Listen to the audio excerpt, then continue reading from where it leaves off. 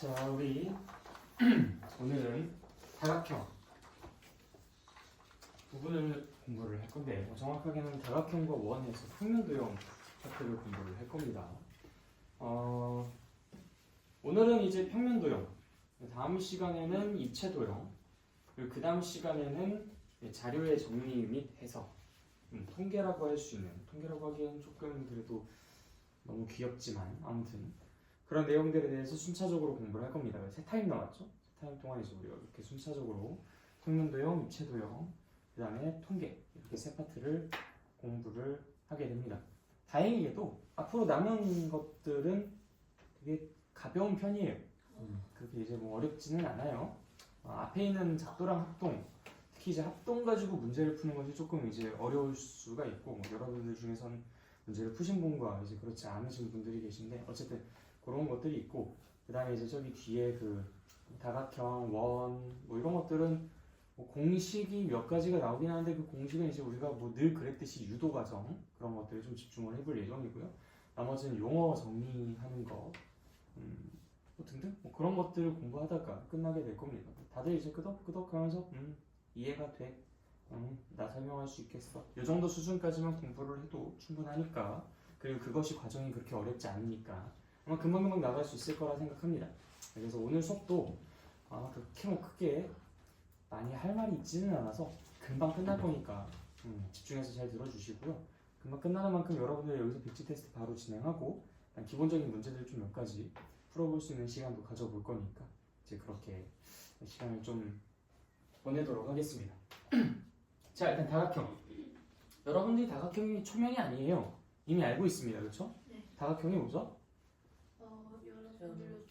여러 개의 네, 좋아요. 여러 개의 성분들로 둘러싸여진 평면도형. 그것을 이제 우리가 다각형이라고 하는데, 끊어져 있거나 뭐 그러면은 안 되죠, 당연히. 그래서 여러 개의 선분들로 둘러싸여진 평면도형. 그걸 이제 다각형이라고 하는데, 뭐 대표적인 예시로 이제 삼각형, 사각형, 오각형 이런 것들이 있겠죠, 그렇죠? 자, 그래서 이제 이때 이 용어를 좀 정확하게 정리를 해보려고 하는데, 삼각형 하나 그려볼까? 자, 여기에 있는 요거, 이 선 우리가 이제 뭐라고 부르죠? 변이라고 부릅니다. 이거는요, 꼭지점이고요. 그 다음에 이제 안쪽에 있는 요런 각을 내각이라고 이야기하고요.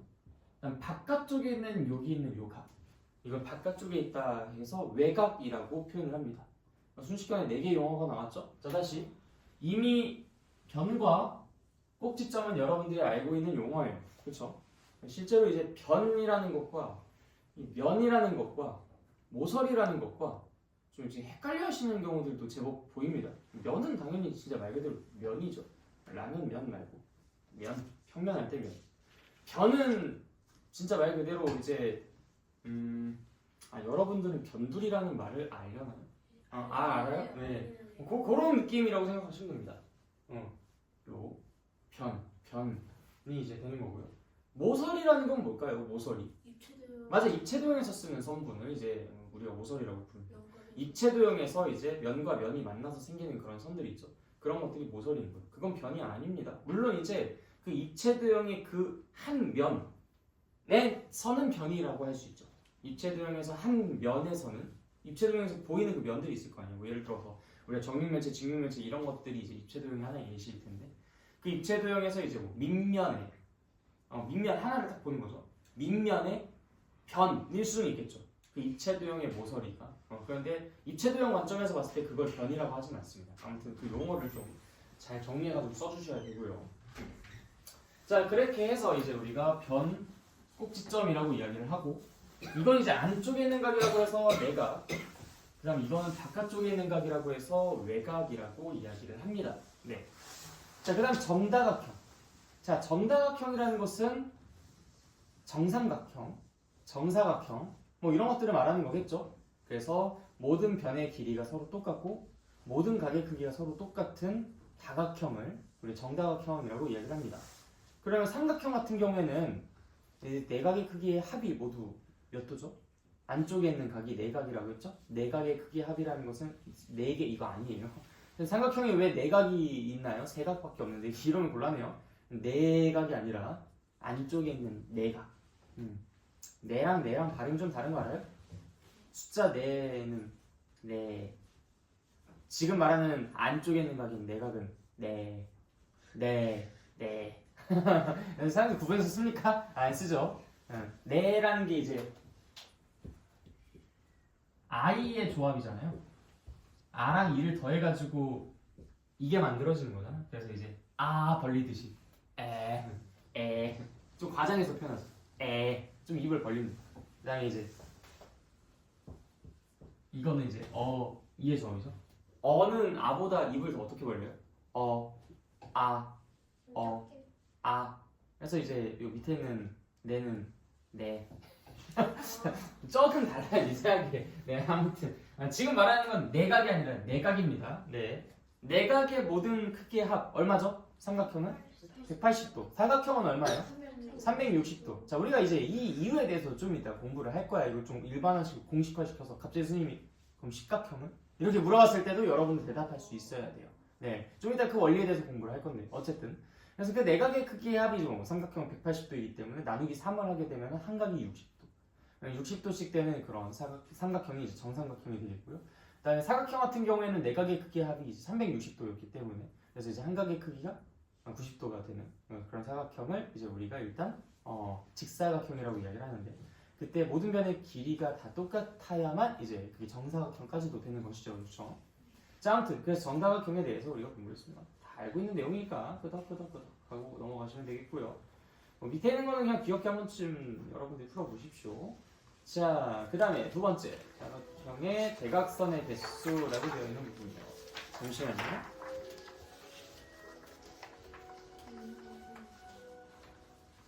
관리사무소에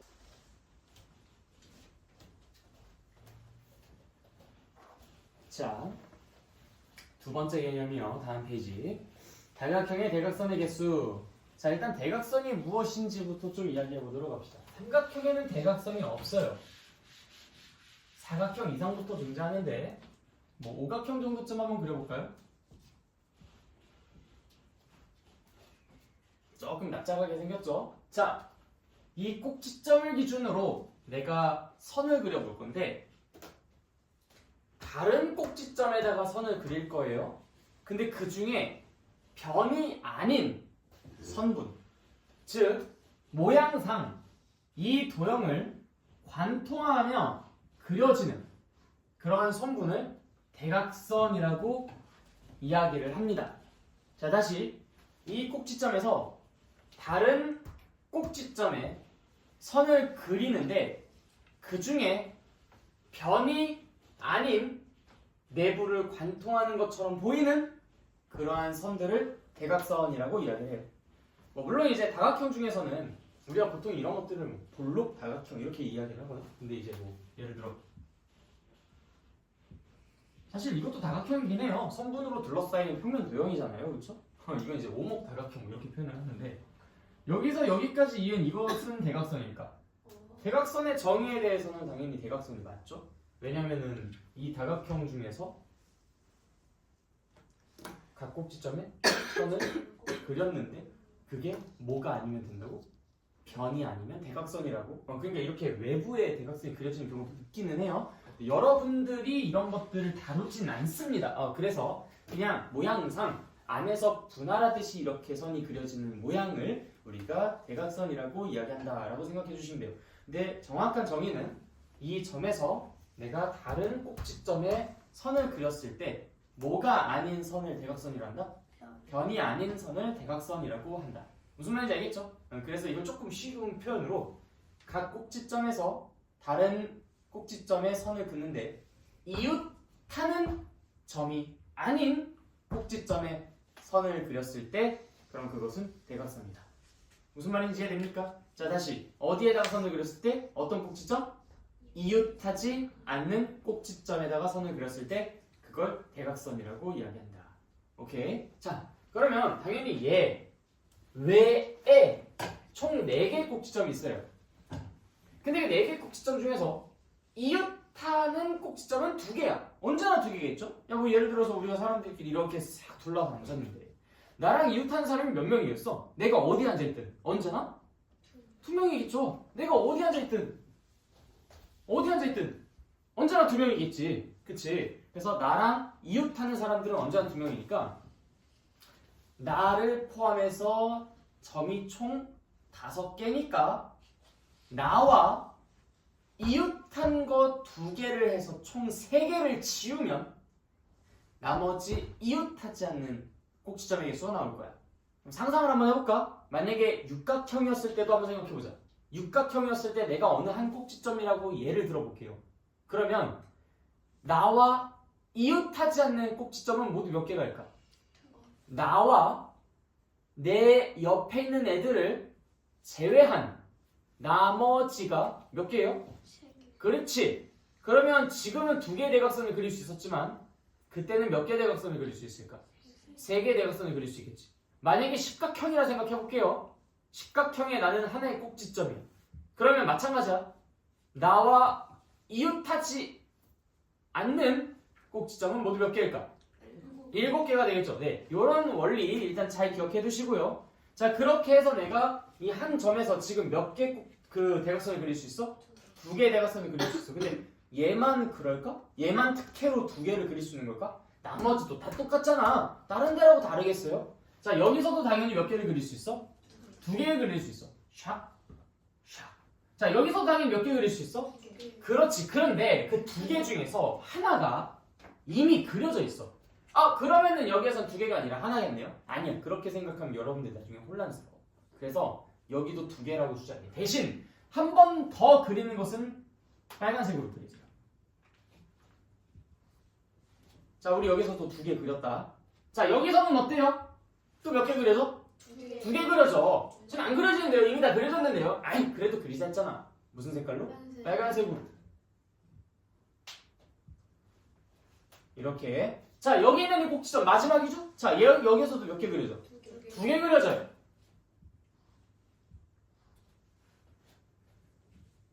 어때요? 지금 내가 여기서 각각의 꼭지점에서 모두 몇 개씩 그었어? 2개씩 그었어. 자, 2개씩 그었더니 여기서 검은색 선만 그려지고 끝난 거 있어요? 없어요? 없어요. 전부 다 빨간색 선까지 그려졌다는 걸로 보아하니 여기 내부에 존재하는 모든 대각선이 전부 다 몇 번씩 선이 그려졌어?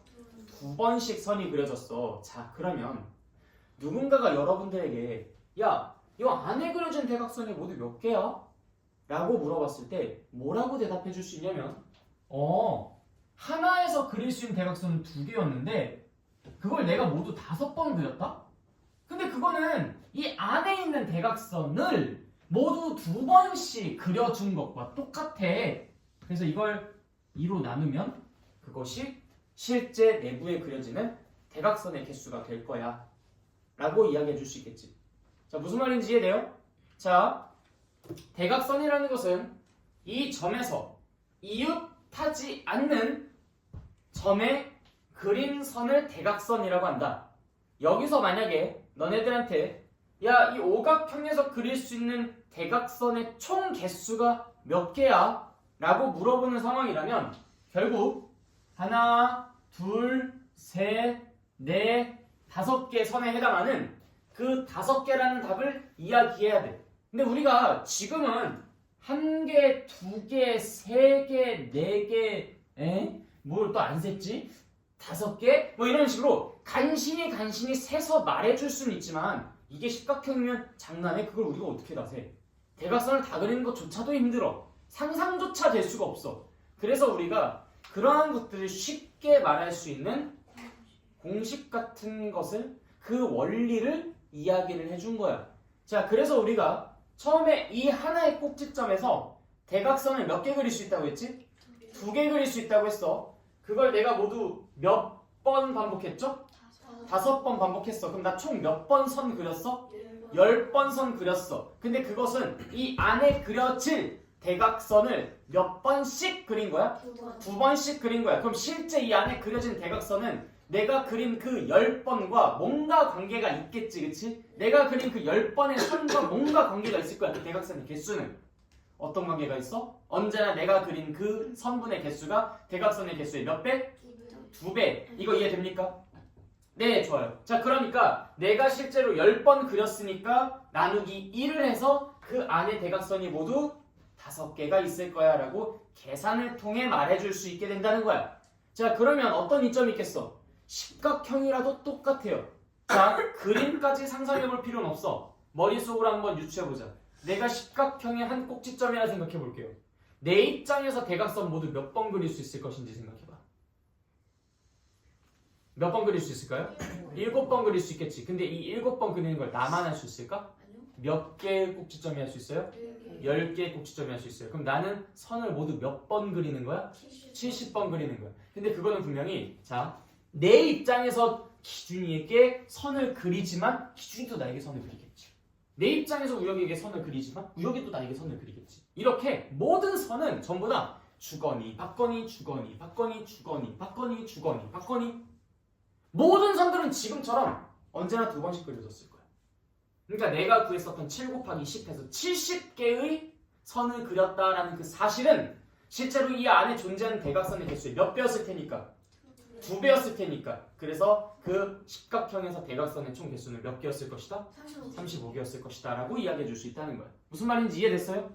나 이해 안 가는데 솔직하게 말씀하셔야 돼요. 오늘 이거 대치 테스트에서 여러분들 다 설명하셔야 됩니다. 다 이해됐어요? 오케이, 자 그럼 이걸 일반화 시켜볼게요. 이거를 우리가 이제 앞으로 N각형이라는 말을 자주 쓸 거야. N각형. N이 뭔데? 알파벳. 그러니까 뭔가 정해지지 않은 각형. 뭐 예를 들어서 10각형일 수도 있고 20각형일 수도 있고 15각형일 수도 있고 13각형일 수도 있죠.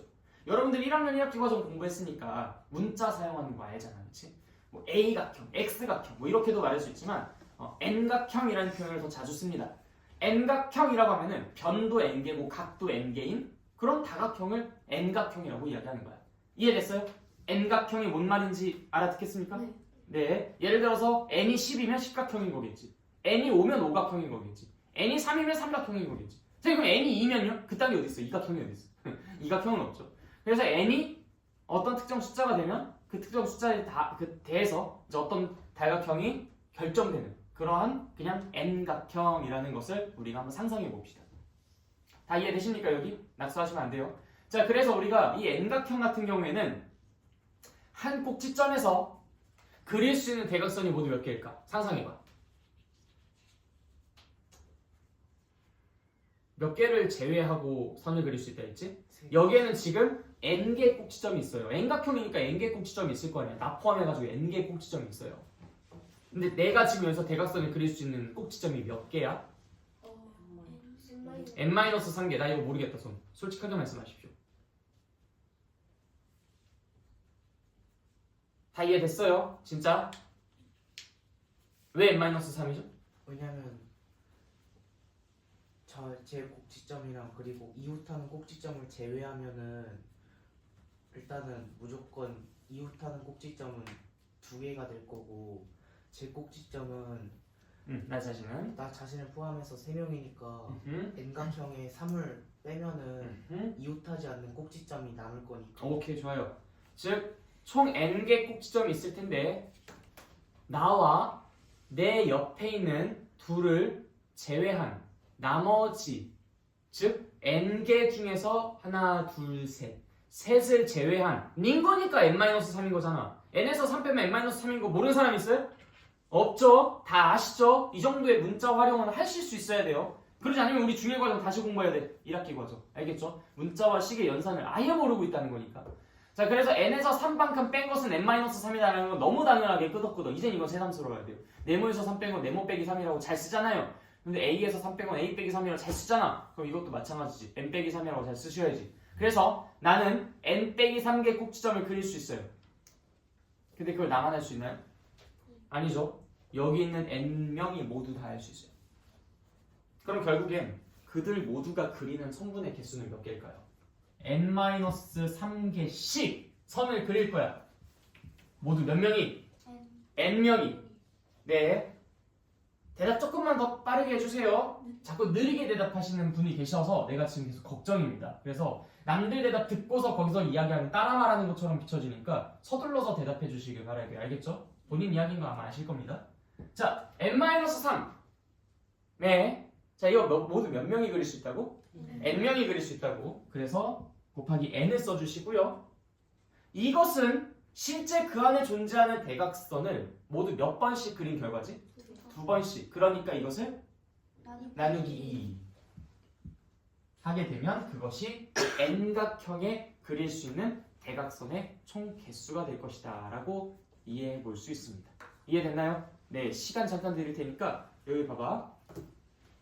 노란색 형광펜 되어 있는 부분 있지? 네. n각형의 대각선 개수는 2분의 n 곱하기 n-3개라고 되어 있는 부분 있지? 네, 요거 지금 우리 여기서 유도한 이 식이랑 똑같아요. 우리가 지금 이 식을 유도한 겁니다. 네, 그래서 요거 쫙 읽어보시면서 맞아 하면서 다 이해를 하고 넘어가도록 할게요. 시간 좀 드릴 테니까 그거부터 먼저 해보자. 시작.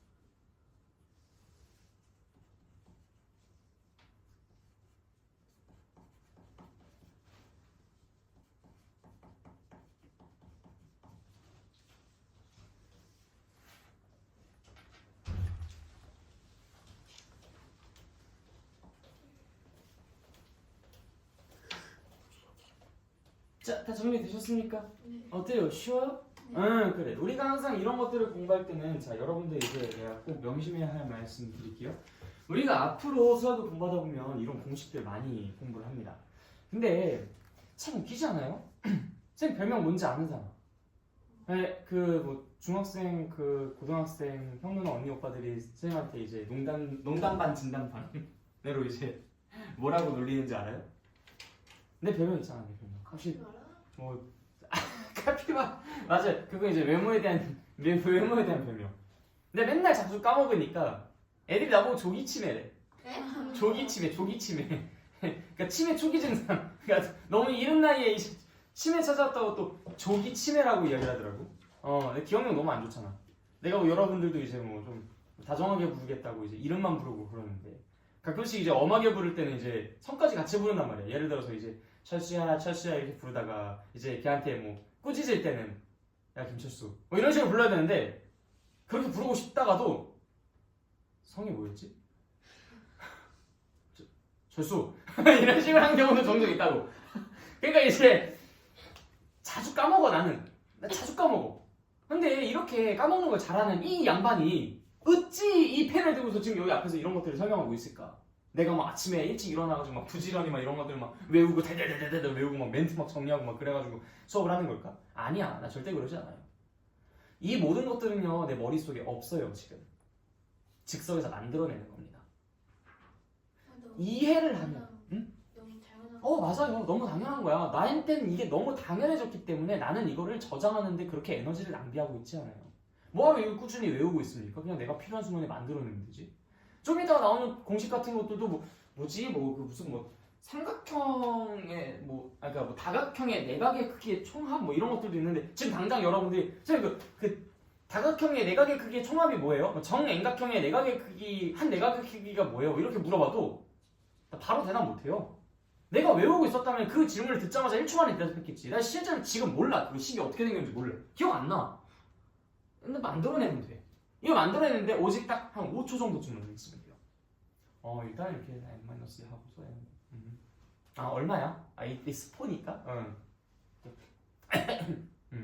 이따가 좀 이따가 얘기할 거니까. 그래서 이게 머릿속에 그냥 그림 쫙 그려가지고 5초 만에 만들어낼 수 있어. 그럼 충분한 거 아니야? 내가 굳이 그걸 외우면서 늘 이렇게 노력을 기울이는 것보다 그냥 그 원리 하나만 당연한 그 원리 하나만 이해를 하고 있으면 그거 내가 언제든지 꺼내다가 쓸 수 있는 거거든. 그렇게 해서 공식을 이해해버리는 겁니다. 공식을 외워버리는 것보단 공식을 이해해버리는 것이 훨씬 더 오랫동안 여러분들에게 긍정적인 어떤 뭐랄까 그 도움을 줍니다. 그래서 이런 것들도 마찬가지야. 2분의 n 곱하기 n-3. 스포지만 좀 이따가 이제 배울 것 중에 얘기할게요. 우리 아까 전에 그 N각형의 그 전체 이제 각의 크기 합, 내각의 크기 합은 n-2 곱하기 180입니다. n-2 곱하기 180. 조금 이따가 공부할 거예요. n-2 곱하기 180. 자, 안 외우고 있다면서요. 지금 방금 만들었어요. n-2 곱하기 180. 그리고 정 N각형의 한 각의 크기는 n분의 n-2 곱하기 180입니다. 안 외웠다면서요. 지금 방금 만든 거예요, 지금. 아무거나 만든 게 아니라 지금 방금 만들어서 내가 떠올려낸 겁니다. 자, 봐봐. 이 세 개의 공식을 우리가 이번 달에서 공부를 할 거예요. 뭐는 n-2고 뭐는 n-3이고 한쪽에는 또 n도 곱해져 있고 어디는 또 180 곱해져 있고 이거 그냥 단순히 외우기만 하면 헷갈리지 않겠냐? 어떻게 헷갈릴까요? 뭐 예를 들어서 이게 갑자기 어느 순간 어떤 친구가 n 곱하기 n-2 하고서 2 이렇게 계산하고 있어. 그럼 자기가 잘못했다는 걸 인지하지를 못해. 그게 사실 더 큰 문제야. 아니 이렇게 실수할 수도 있지. 실수할 수도 있는데 나 같은 사람이 이걸 보면 너무 이상해 보여요. 너무 막 온몸이 막 간지러워. 막 이거 보면은 뭐야 약간 이런 느낌이야. 근데 이걸 쓴 그 당사자는 이래. 그걸 보고 아무렇지 않다는 게 더 큰 문제인 거야. 왜냐면 자기에게 아무리 많은 시간이 주어져 있다 하더라도 이것을 보고 검토해서 고쳐낼 수 없잖아. 외우기만 한 사람은 그런 참사를 발생시켜요. 그럼 이런 것들은 어떻게 외우겠어? 또 청개구리 새끼들. n-3 곱하기 180. 그리고 이런 것들 외울 때도 2분의 n-2 곱하기 180. 이거 나눠지는데? n-2 곱하기 90인가? 그러고서 답이 안 나오는데 선생님 답이 안 나와요. 내가 공식을 잘 못 외웠구나. 웃기고 있네. 뭘 공식을 잘 못 외워. 공식을 외워서 문제인 거지. 그러니까 자꾸 이제 그런 일이 발생한다고 해서 자꾸 더 잘못된 방식으로 공부하는 거야. 자꾸 더 잘 외우려고. 더 잘 외우려고. 근데 있잖아요. 이 수학에서는요. 이 공식을 단순히 외우는 것만으로는 내가 늘 여러분들에게 비유하는 거 있잖아. 딱 두 가지. 공식을 그냥 외워서 거기에 숫자 대입해가지고 계산하고 그냥 그러는 작업만 하는 거. 앵무새? 맞아. 그게 앵무새지 뭐야. 외워 해서 이제 여러분 외웠어. 그래서 자 그러면은 십각형의 내각의 크기 이거 내각 크기 십각형의 대각선의 개수는 뭐 이렇게 물어봤어. 그럼 여러분들이 그냥 또 이 원리를 떠올리는 게 아니라 뭐였지 2분의 n-3 10 7 2 35 야이씨 앵무새야? 뭐 하는 거야? 이게 수학 문제를 푸는 거야? 앵무새지 이게 뭐야? 또는 꼭두각시 인형이지. 저 양반이 시킨 대로 내가 그냥 하는 거잖아. 나 혼자서 아무것도 못하는 꼭두각시 인형이 뭐야? 그냥 나 혼자는 가면 이러고 있다가 누군가 움직이면 이러니까 꼭두각시 인형 아니야. 왜 스스로를 그렇게 전락시키는지 이해를 못하겠어요. 언제나 우리가 공식을 공부할 때는 외우는 게 아니라 이해가 돼야 되고 그 공식을 늘 외우기 위해 노력하는 것이 아니라 언제든 만들어낼 수 있게 만들어내는 것이 그게 공부인 거예요. 이 공식을 언제든 내가 만들어낼 수 있을 정도의 준비를 해놓고 있는 것이 그게 진짜 진정한 의미의 공부인 거야. 그래서 오늘 이걸 필두로 해서 공식을 여러 개를 공부를 할 건데 미리 좀 스포를 하긴 했지만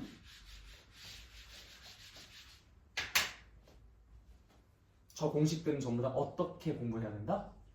이해가 되게끔 공부를 해야 되고 그 이해를 바탕으로 해서 여러분들이 필요에 따라서 언제든지 순식간에 만들어낼 수 있도록 준비가 되어 있어야 돼요. 그냥 내가 한번 만들어 본 적 있다, 만들 수 있다가 아니라 아까 나처럼 3초 안에, 5초 안에 그거를 만들어내는 걸 빠르게 하는 연습을 해두시면 돼요. 그렇게 그 연습을 해두시면 자연스럽게 그 공식이 거의 외워진 것과 마찬가지의 수준이 될 겁니다.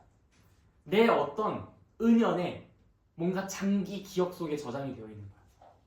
꺼내다 쓰고 싶을 때 언제든지 꺼내다 쓸 수 있는 그러한 기억 말이죠. 무슨 말인지 알겠죠? 네, 그래요. 또 잔소리가 길어졌네. 그래서 대각선의 개수는 그러하다. 이 n이 의미하는 이 n-3과 n이랑 뭐 2가 의미하는 게 무엇인지 여러분 다 설명할 수 있어야 돼요. 알겠죠? n-3이 의미하는 게 뭐다? 내가 이웃하는 녀석과 나 자신을 제외하고 이웃하지 않는 곳에다가 그릴 수 있는 선분의 개수, 그게 n-3. 이건 나만 할 수 있다? 아니죠. n명이 다 할 수 있죠. 그래서 곱하기 n 만큼의 선이 그려지겠지. 내가 저놈한테 그으면 저놈도 나한테 그을 것이고, 내가 그놈한테 그으면 그놈도 나한테 그을 것이고. 그러니까 하나의 선은, 하나의 대각선은 몇 번씩 그어질 것이다? 2번씩 그어질 것이다. 그러다 보니까 당연히 그 개수를 2로 나눠주면 그게 내가 진짜 원하는 대각선의 개수가 될 것이다. 다 이해되셨습니까? 오케이. 자, 그 다음부터는 조금 스피디하게 갈게요. 자, 삼각형의 내각 180도인 거 모르는 사람 넘어가겠습니다. 아, 요거는 복습이잖아, 복습. 자, 삼각형의 내각과 외곽의 크기 사이의 관계. 자, 이거 여러분들이 지금 들었을 때 너무 당연한데? 이 생각이 들 거야. 너무 당연한데 이 생각이 들 건데, 이게 어떻게도 이제 좀 학습이 돼야 되냐면, 언제든지 여러분들이 이게 사용이 될 수 있는 순간에는 사용할 수 있게끔 그 당연함을 넘어서서 기억까지 좀 해주셨으면 좋겠어요. 그러니까 이게 내가 보고 이해하는 것과 내가 이걸 가지고 뭔가를 하겠다라고 준비를 하는 것은 좀 다른 이야기입니다. 그러니까 이걸 이해되는 건 다 이해되죠. 근데 내가 이거를 언제든지 꺼내다 써야 되는 상황에서 꺼내다 쓸 수 있을 정도로 레디가 되어 있는 상황은 그 상황보다 조금 더 훈련이 필요합니다. 그래서 이걸 잘 보시고 그림 여기다 그려줄게요.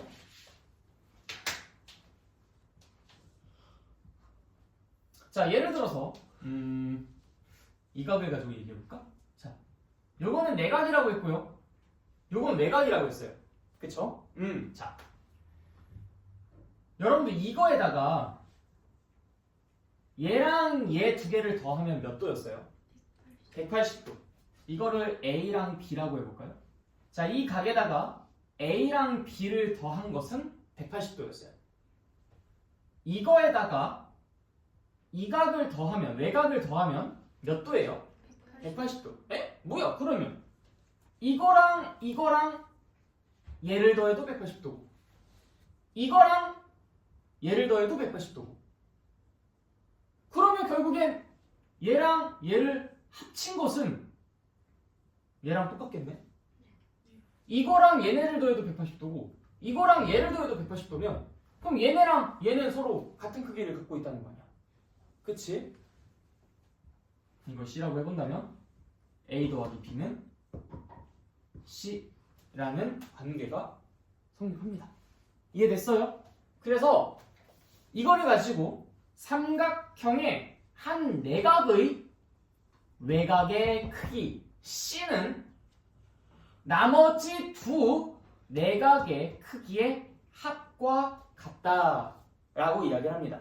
자, 다시 뭐라고? 삼각형의 한 내각의 외곽의 크기는 나머지 두 내각의 크기의 합과 똑같다. 어때? 당연하죠? 네. 받아들이기에는 쉬워요. 근데 이거를 자꾸 문제 풀 때 사용을 안 하더라고요, 애들이. 그러니까 레디가 되어 있어야 돼. 언제나 레디가 되어 있어요. 삼각형 딱 마주하자마자 뭔가 이 각의 외곽의 크기를 구하고 싶다는 생각이 딱 들자마자 얘네 두 개를 더하면 얘가 될 텐데, 얘네 두 개를 더하면 얘가 될 텐데. 마찬가지야. 내가 만약에 여기에다 이렇게 해놓고 얘의 외곽의 크기에 대해서 이야기하고 싶어. 얘네 두 개 더하면 얘가 될 텐데, 얘네 두 개 더하면 얘가 될 텐데. 아니 또 이쪽도 마찬가지죠. 나 요 외곽의 크기에 대해서 얘기하고 싶어. 그럼 얘네 두 개 더하면 얘가 될 텐데, 얘네 두 개 더하면 얘가 될 텐데 라는 생각을 언제나 할 수 있도록 레디 상태가 되어 있어요. 알겠죠? 이거를 그냥 알고 있어 하고서 그냥 내가 저장만 해놓고 이걸 사용하지 않아 버리면 이걸 우리 뭐하러 외워요, 그렇죠? 이 당연한 얘기가 앞으로 문제를 풀고 여러분들이 각을 구할 때 제법 굉장히 많이 활용되니까 언제나 준비 상태가 되어 있도록 세팅이 되어 있어야 됩니다. 알겠죠? 다 이해됐어요? 오케이, 넘어가겠습니다.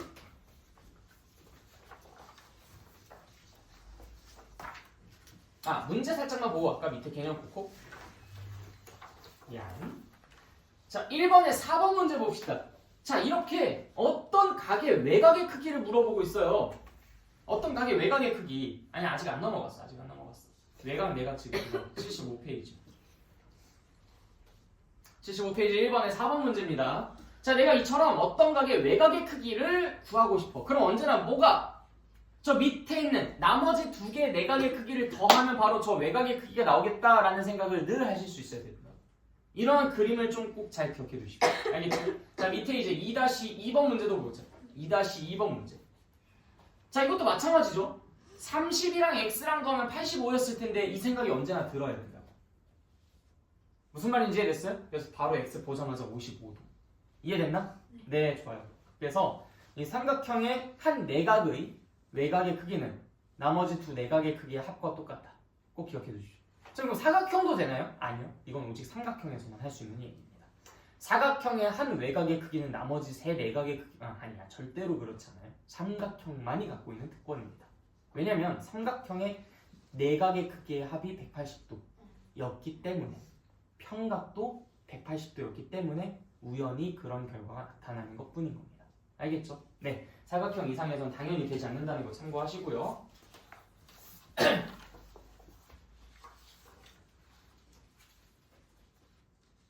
자, 그 다음 개념 5 보겠습니다. 자, 여기서 공식 하나 또 나온다. 자, 저 노란색 형광펜 쳐다니는 거 보이시죠? 네. 그리고 이제 저 공식을 유도를 해볼 건데 역시 원리 위주로 이야기를 해보도록 하겠습니다. 또 오각형 한번 그려볼까? 자, 이번에 또 대각선을 그릴 겁니다. 자, 그런데 대각선을 막 여러 군데에서 다 그리지 않고 한 놈에서만 대각선을 그릴게요. 자, 그럼 내가 이 점에서만 대각선을 그린다고 치면 몇 개의 대각선을 그릴 수 있어요? 2개. 맞아요. 2개의 대각선을 그릴 수 있어요. 한 점에서 오직 2개의 대각선을 그릴 수 있다. 자, 그러면 여러분들 한번 빵을 자르는 상황을 상상해보자. 뭐 피자든 빵이든 뭐든 상관없어요.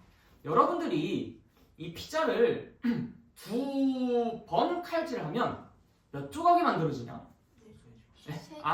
이렇게 뭐 십자가 말고 그냥 이 하나의 위치에서 2번 자르는 거야. 예를 들어 네모 피자라고 해봐. 네모 피자. 그럼 2번 칼질하는 거야. 그럼 몇 번? 그 2번 칼질하니까 이제 몇 조각 만들어져? 3조각 만들어지죠. 그럼 3번 칼질하면요? 4조각. 뭐 이런 식으로. 그래서 하나의 점에서 내가 칼질을 2번 했으니까 3조각. 여기서 한 번을 더 할 때마다 조각은 하나씩 더 생기죠. 한 번 더 칼질하면 조각은 하나 더 생기고. 예를 들어서 내가 여기서 만약에 이런 식으로 칼질을 했다 쳐봐. 이런 식으로 칼질했으면 칼질 한 번에 조각이 하나가 더 생겼잖아요. 또 칼질 한 번에 조각이 하나 더 생겼겠죠. 육각형 한번 생각해봐. 육각형. 내가 한 꼭지점에서 몇 개의 대각선 그릴 수 있어? 3개 대각선 그릴 수 있잖아. 그러다 보니까 몇 개의 조각이 만들어지겠어? 4개의 조각이 만들어지겠지. 예를 들어 십각형이라 생각해봐. 그럼 내가 십각형에서 한 꼭지점에서 몇 개의 대각선 그릴 수 있어? 7개 대각선 그릴 수 있잖아. 그럼 몇 개의 조각이 생겼겠어? 그렇지. 언제나 내가 칼질을 한 그 대각선 개수보다 몇 개만큼 큰 삼각형이 만들어져요? 한 개만큼 큰 삼각형이 만들어지고 있어요. 다 이해됐어요? 여기까지? 네. 자, 그런데 이 삼각형에 이 세각의 크기 합이 얼마야? 180도. 이 세각의 크기 합이 얼마야? 이 세각의 크기가 얼마야? 그리고 한번 보세요. 뭐 빠진 거 있어요? 아니요. 뭐 추가로 더 각을 표시한 부분 있나요? 오각형의 내각만 콕 집어서 빠짐없이 전부 다 그림에 표시가 되어 있죠. 세 개의 삼각형의 내각의 크기를 다 합쳐버린다면 그럼 그것은 오각형의 내각의 크기를 모두 합쳐놓은 것과 똑같겠네?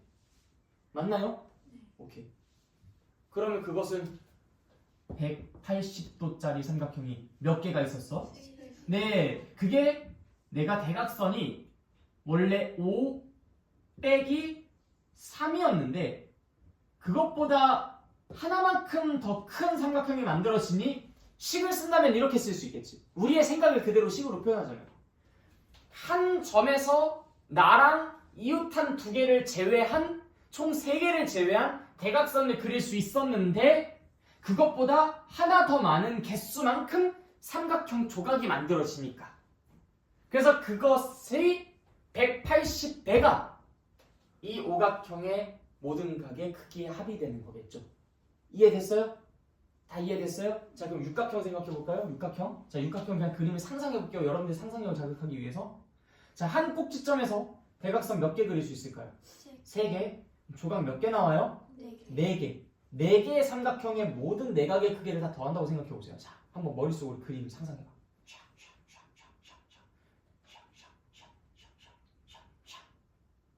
어때요? 육각형의 모든 내각이 전부 다 그림에 표시가 되어 있나요? 빠짐없이? 과한 거 없이? 다 표시가 완벽하게 됐나요? 오케이.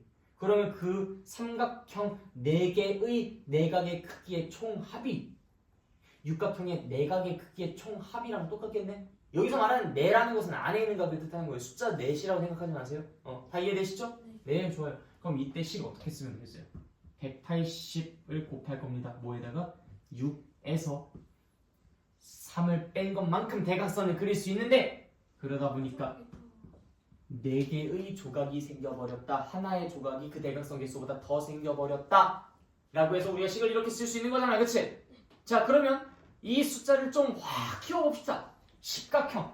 우리가 그리기도 어려운 그 십각형은 그럼 내각의 크기 총합이 무엇일까? 자, 마찬가지야. 한 점에서 대각선 몇 개 그릴 수 있어요? 7개. 나 보니까 조각은 몇 개? 8개. 그럼 그 삼각형의 내각의 크기의 총합을 구해보면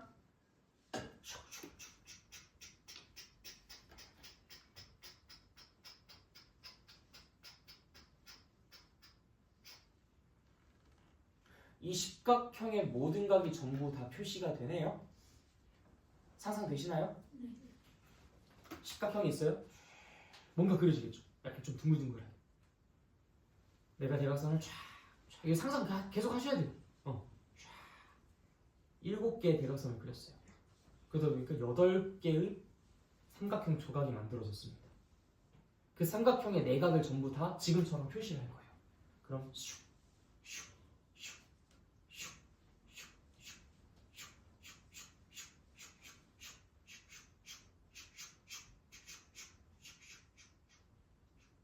이런 식으로 해서 그것들을 다 표시해 보니까 이 십각형의 내각의 모두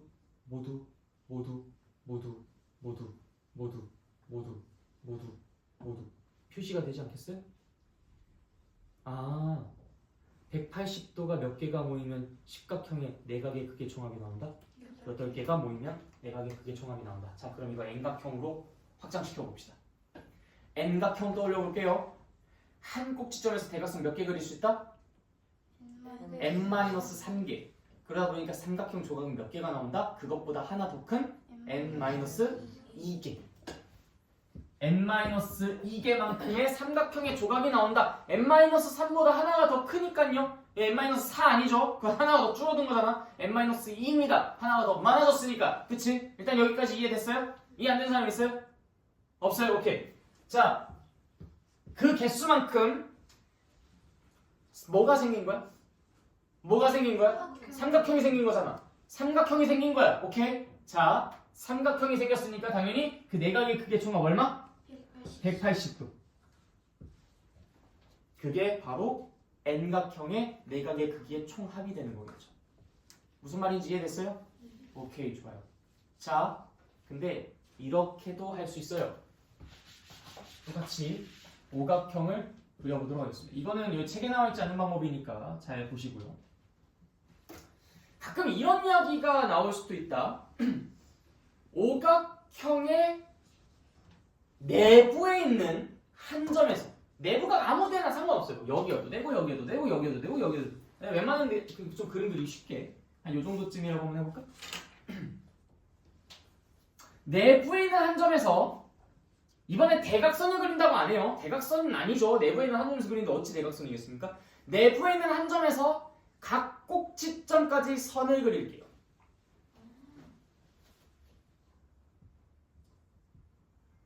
그럼 당연히 삼각형이 몇 개 만들어져요? 그렇죠. 당연히 5개 만들어지겠죠. 그럼 십각형이 몇 개 만들어지겠어요? 10개. 뭐 삼각형 개수는 이게 훨씬 더 쉽네. 그치? N각형이면 몇 개 만들어지겠어? N개. 오케이, 좋아요. 자, 그러면 이 오각형의 내부에 있는 한 점에서 내가 각 꼭지점에다 선을 그려서 이렇게 삼각형을 5개를 만들었습니다. 이 5개의 내각의 크기의 총합은 당연히 5 곱하기 180이었을 거예요. 맞나요? 네. 근데 그게 뭘 지칭하냐면 이것과 이것과 이것과 이것과 이것을 지칭할 겁니다. 오각형의 내각 모두 다 표시가 되고 있나요? 근데 거기에 조금 과한 것도 있어요. 뭐가? 안에 있는 360. 오케이 한 바퀴 360도. 그럼 우리가 이거를 이렇게도 말할 수 있겠네. 5 곱하기 180에서 360을 빼는 겁니다. 그쵸? 자, 그래서 이거를 N각형으로 확대시켜 볼게요. 그럼 당연히 어떻게 되겠어요? 상상해볼까? N각형의 내부에 있는 한 점에서 각각의 꼭지점까지 선을 긋습니다. 그럼 몇 개의 삼각형으로 쪼개져요? N개. 그래서 우리는 N 곱하기 180으로 일단 먼저 기본 삼각형의 모든 내각의 크기 합을 구합니다. 근데 거기에서 얼마만큼이 좀 과하게 더 360도. 그럼 여기다가 뭐만 해주면 돼? 그렇지. 마이너스 360만 해주면 되지. 끝. 그래서 그 두 개씩이 좀 다르게 생겼는데요. 근데 이거 전개해보면 얘랑 똑같이 나옵니다. 이거 n-2 곱하기 180이잖아. 그럼 뭐야? 우리 이거 중학교 1학년 때 했었죠? 2 곱하기 x 플러스 1. 이거 계산할 때 어떻게 했어? x 플러스 1이 두 개가 있다라는 얘기니까 x도 두 개가 있고 1도 두 개가 있고 그들이 더해져 있다. 이렇게 얘기하잖아. 그렇지? 이거 마찬가지 아니야?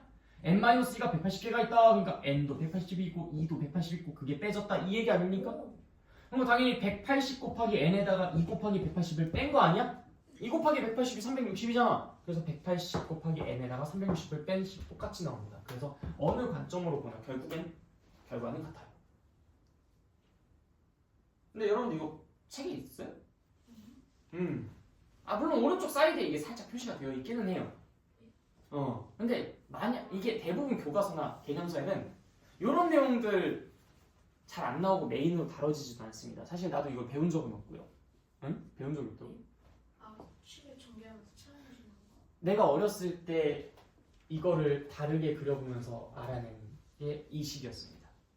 네, 여러분들도 그랬으면 좋겠다고요. 그래서 여러분들도 어떤 하나의 공식의 유도 과정을 배우면 그냥 그것만이 옳은 진리다라고 생각하지 마시고요. 다른 것도 옳은 것이 있을 수 있으니까 얼마든지 찾아낼 수 있어요. 어떻게 생각하든 그것은 여러분들이 생각하기 나름입니다. 그래서 이것도 괜찮잖아. 재밌는 방법 아닙니까? 그쵸? 네, 그래서 이런 식으로 다른 관점으로도 한번 생각해 보신다면 남들보다 훨씬 더 똑똑해질 수 있는 기회를 쟁취할 수 있는 거예요. 그리고 심지어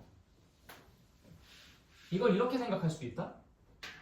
이걸 만들어냈잖아. 우리가 이거 전개가지고 이걸 만들어서 똑같다라는 걸 지금 밝혀냈잖아요. 근데 이거를 우리가 이렇게도 만들 수 있다? 자, 생각해봐. 이 360이라는 게 180 몇 개가 모인 거예요? 2개. 두 개가 모인 거지. 야, 그러면 이게 어떤 의미냐면 180n개에서 182개를 빼는 거 라는 의미를 갖고 있어요. 자, 다시 180n개에서 182개를 빼는 거. 그럼 180n개에서 182개 빼면 180 몇 개냐?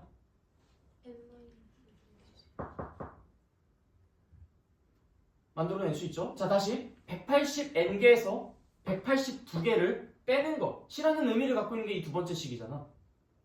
180n개에서 182개를 빼는 것이라고 써져 있는 거잖아. 이거 이해 안 가나요? 이해돼요? 네. 그러면 내가 예를 들어서 사탕 n개에서 사탕 2개를 빼면 나 사탕 몇 개 있어요? 그 얘기. 180n-2개 있다. 이걸 이렇게도 바꿀 수 있는 거잖아. 여러분들이 순식간에 3-1 과정을 공부했습니다. 인수분해라는 거예요. 이거를 이렇게 만들어내는 거. 이거는 1-1 내용이었고요. 이거는 3-1 내용입니다. 그래서 180이 n개에서 180이 2개인 것을 빼면 180이 n-2가 될 텐데 그래서 똑같구나 라고 내가 그때 당시에 1학년 2학기 과정을 공부할 때 해봤어요. 그랬더니 3학년 1학기 과정 공부할 때 깜짝 놀랐죠. 아, 내가 이 3학년 1학기 때 배우는 인수분해라는 것을 그때 나도 모르는 사이에 해봤었구나. 나는 그래서 인수분해가 남들보다 훨씬 쉬웠었습니다.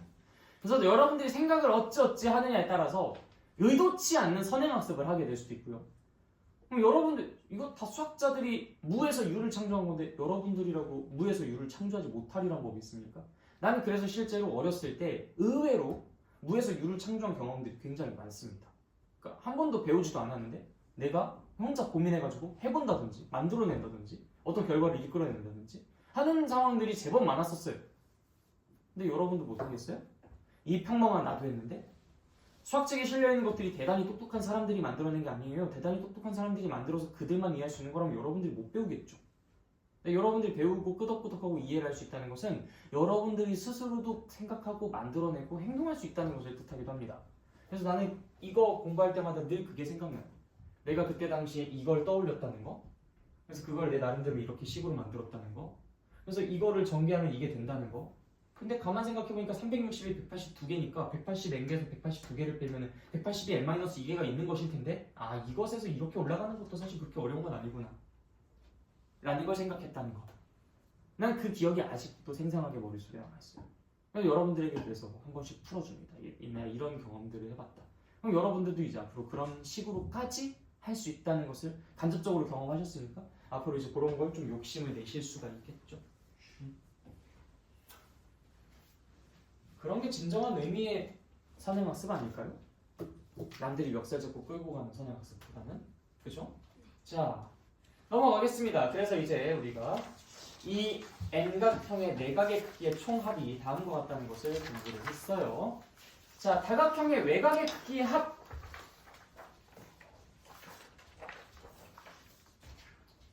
자, 이 되게 웃겨요. 다각형의 외곽의 크기야. 이걸 이해 못하는 사람이 있어 자꾸 결과를 외우고만 넘어가는 사람들이 있는데 참으로 안타깝습니다. 이게 이해하기가 뭐 그리 어렵다고. 자, 또 오각형 하나 등장시켜 볼게요. 제일 만만한 게 오각형이죠. 사각형은 재미없잖아. 삼각형. 자, 일단 내가 여기에서 이걸 좀 연장해서 외곽들을 다 표시해 볼게요.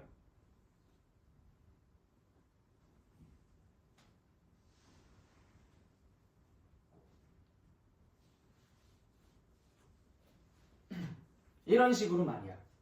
외곽을 다 표시했습니다. 자, 이때 이 내각과 외곽을 더한 건 몇 도예요? 180. 오케이, 좋아요. 그럼 각 꼭지점에서 내각과 외곽을 모두 더한 것이 180도니까 180도니까 180도니까 180도니까 에이 무슨 소리야. 180도니까 180도니까 180도니까 180도니까 180도니까 꼭지점이 지금 몇 개가 있어? 5개가 있잖아. 그러면 이 각 꼭지점에서 외곽과 내각을 합친, 즉 모든 내각과 모든 외곽의 크기의 총합은 얼마라는 것을 알아요? 외곽과 내각의 총합. 이때는 계산하는 게 중요한 게 아니라 식으로 나타내는 게 중요한 거예요. 왜냐면 계산을 하면 다른 다각형에선 쓸모가 없잖아요. 900이라는 숫자가 다른 다각형이랑 관련이 없으니까. 자, 외곽과 내각의 크기의 총합 얼마입니까? 몰라요? 180. 이해 안 가는 사람 지금 이거 상황 지금 바로 얘기하셔야 돼요. 안 그러면 여러분들 이따가 못 씁니다. 이해 안 가시나요? 그럼 대답해 주세요. 자, 외곽과 내각의 총합 뭐라고 써야 됩니까? 네, 그래요. 180 곱하기 5라고 써주시면 되죠. 180 곱하기 5. 왜죠? 5개 꼭지점에서 모두 180도였으니까. 이해됐나요? 오케이. 자, 근데 이 중에서 이 내각은요. 네, 이걸 입을 안 주고 있어. 이 결과에 따라서 5 빼기 2 곱하기 180이었어요. 그래서 얘가 3 곱하기 180이었죠. 좀 보기 편하게 이렇게 표현해 보도록 하겠습니다. 그럼 외곽은 뭐였어야 됐어요? 360. 아 그렇게 계산하면 안 돼요. 그 습관을 버리셔야 됩니다. 여러분들이 계산은 최종답을 낼 때만 하는 거죠. 과정에서는 절대로 계산하시면 안 돼요. 그러면 규칙이 깨져버려요. 아 내가 그럼 이 예시 하나 들어주면 되겠다. 자 봐봐.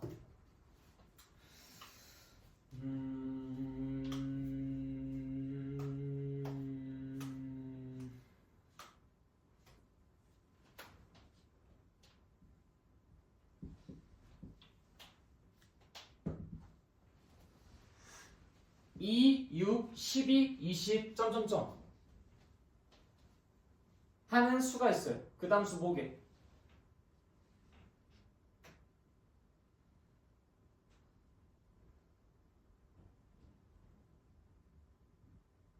20 더하기 10.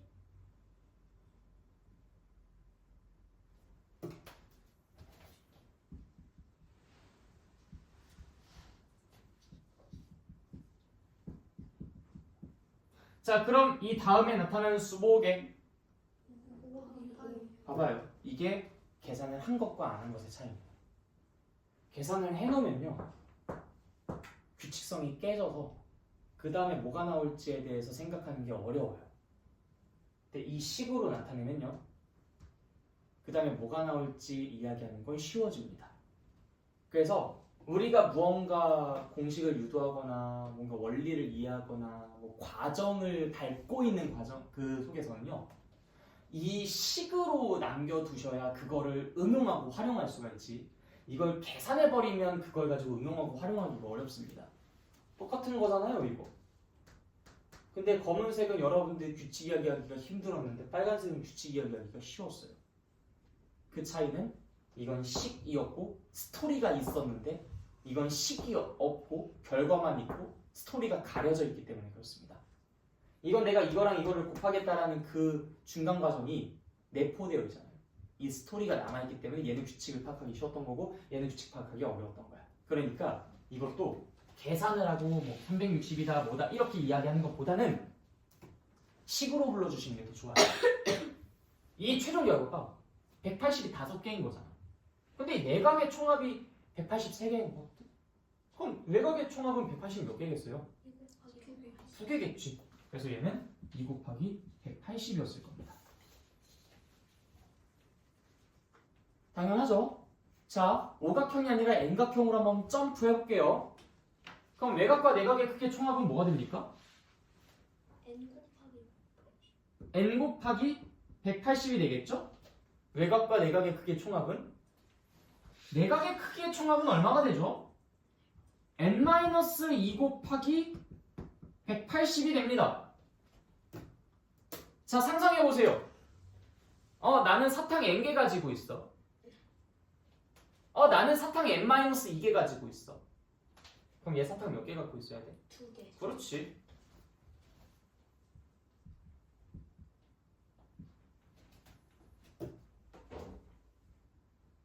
N각형의 외곽의 크기의 총합은 2 곱하기 180이라고 합니다. 네? N의 값에 관계가 없나 보네. 그 결과가 여기서 유도가 됐죠. 그쵸? 자 다시 외곽과 내각의 총합은 N 곱하기 180이야. 180이 N개가 있다고. 얘네들을 모두 다 합치면 N 곱하기 180, 180이 N개가 있는 거야. 나는 180이 N-2개가 있는데 그럼 나는 180이 2개가 있나 보다. 그래 얘네들을 합쳐서 N 곱하기 180이 나오죠. 얘는 지금 180이 N개가 있다고 그러고 나는 지금 180이 N-2개가 있다고 그러는데 이놈은 자기가 180이 몇 개가 있는지 몰라. 근데 얘랑 더하면 180이 N개가 생겨버린대. 그럼 얘가 몇 개를 갖고 있겠냐고. 2개를 갖고 있겠지. 그래서 외곽의 크기의 총합은 언제나 2 곱하기 180인 겁니다. N의 값에 관계없이요. 자 근데 이거를 좀 재미난 관점으로도 생각해봐요. 이 오각형을 엄청나게 멀리서 본다고 생각해 보십시오. 엄청나게 멀리서. 그러면 이 모습이 점점 쪼그라들겠죠? 쪼그라들겠죠? 자, 내가 이 빨간색 선, 이 빨간색 선, 이 빨간색 선, 이 빨간색 선, 이 빨간색 선을 모아볼게요. 모아. 쓱쓱 해가지고 다 모아볼 거야. 자, 기준을 한번 정해볼까? 여기에다가 한번 모아볼게요. 여기에다가. 그러면 이 빨간색 선은요. 쓱 와서 이 빨간색 선이 될 겁니다. 맞나요? 그래서 여기 있는 이 부분 살짝 지울게요. 그럼 여기 있는 이 각은 여기 있는 각으로 바뀌게 될 겁니다. 맞나요? 여기 있는 이 빨간색 선은요. 그대로 쓱 끌어와서 여기 있는 이 빨간색 선으로 바꿀게요. 그리고 여기에 있는 이 빨간색 선도 쓱 와서 이렇게 빨간색 선으로 바꿀게요. 평행하게 그리고 있나? 그럼 여기 있는 이 각은 또 여기 있는 각으로 이렇게 옮겨지겠죠? 또 여기 있는 빨간색 선도 쓱 와서 이런 식으로 그림을 그려보도록 하겠습니다. 그럼 여기 있는 이 빨간색 각은 여기 있는 각이 되고요. 여기 있는 이 빨간색 각은 여기 있는 각이 되어서 요 하나에 다 옹기종기 모여있게 됩니다. 결국 이 외곽을 전부 다 합쳐봤더니 어떻게 되었어요? 360. 한 바퀴가 되었죠? 360도가 됩니다. 어떤 식으로 합치든지 얘네들은 분명히 이렇게 옹기종기 모여서 지들끼리 하나의 원을 만들어낼 거예요. 오케이? 네, 그래서 한 바퀴는 360도다. 오케이? 네, 좋습니다. 재밌죠? 네. 자, 그 다음 개념으로 정다각형의 한 내각과 한 외곽의 크기.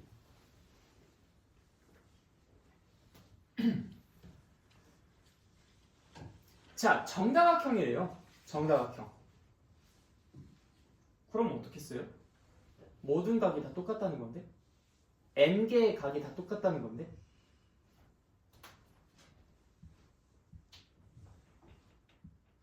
자, 다음. n개 각이 다 똑같다니까. 그쵸? n개 각이 다 똑같으니까 당연히 n등분하면 될 거 아니야. 뭐 누구한테 뭐 더 이쁘다고 뭐 더 주고 뭐 덜 주고 그래? 뭐 그건 아니잖아. n으로만 나누면 되죠. 좀 이런 식이 나옵니다. 네, 당연한 얘기입니다. 자, 다음.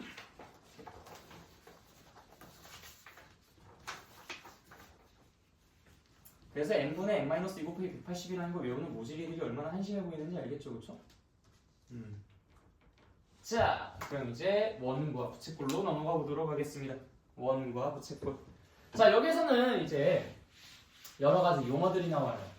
그 용어들에 대해서 잘 익혀두시는 것이 필요합니다. 자, 일단 원이 뭔지 알아요?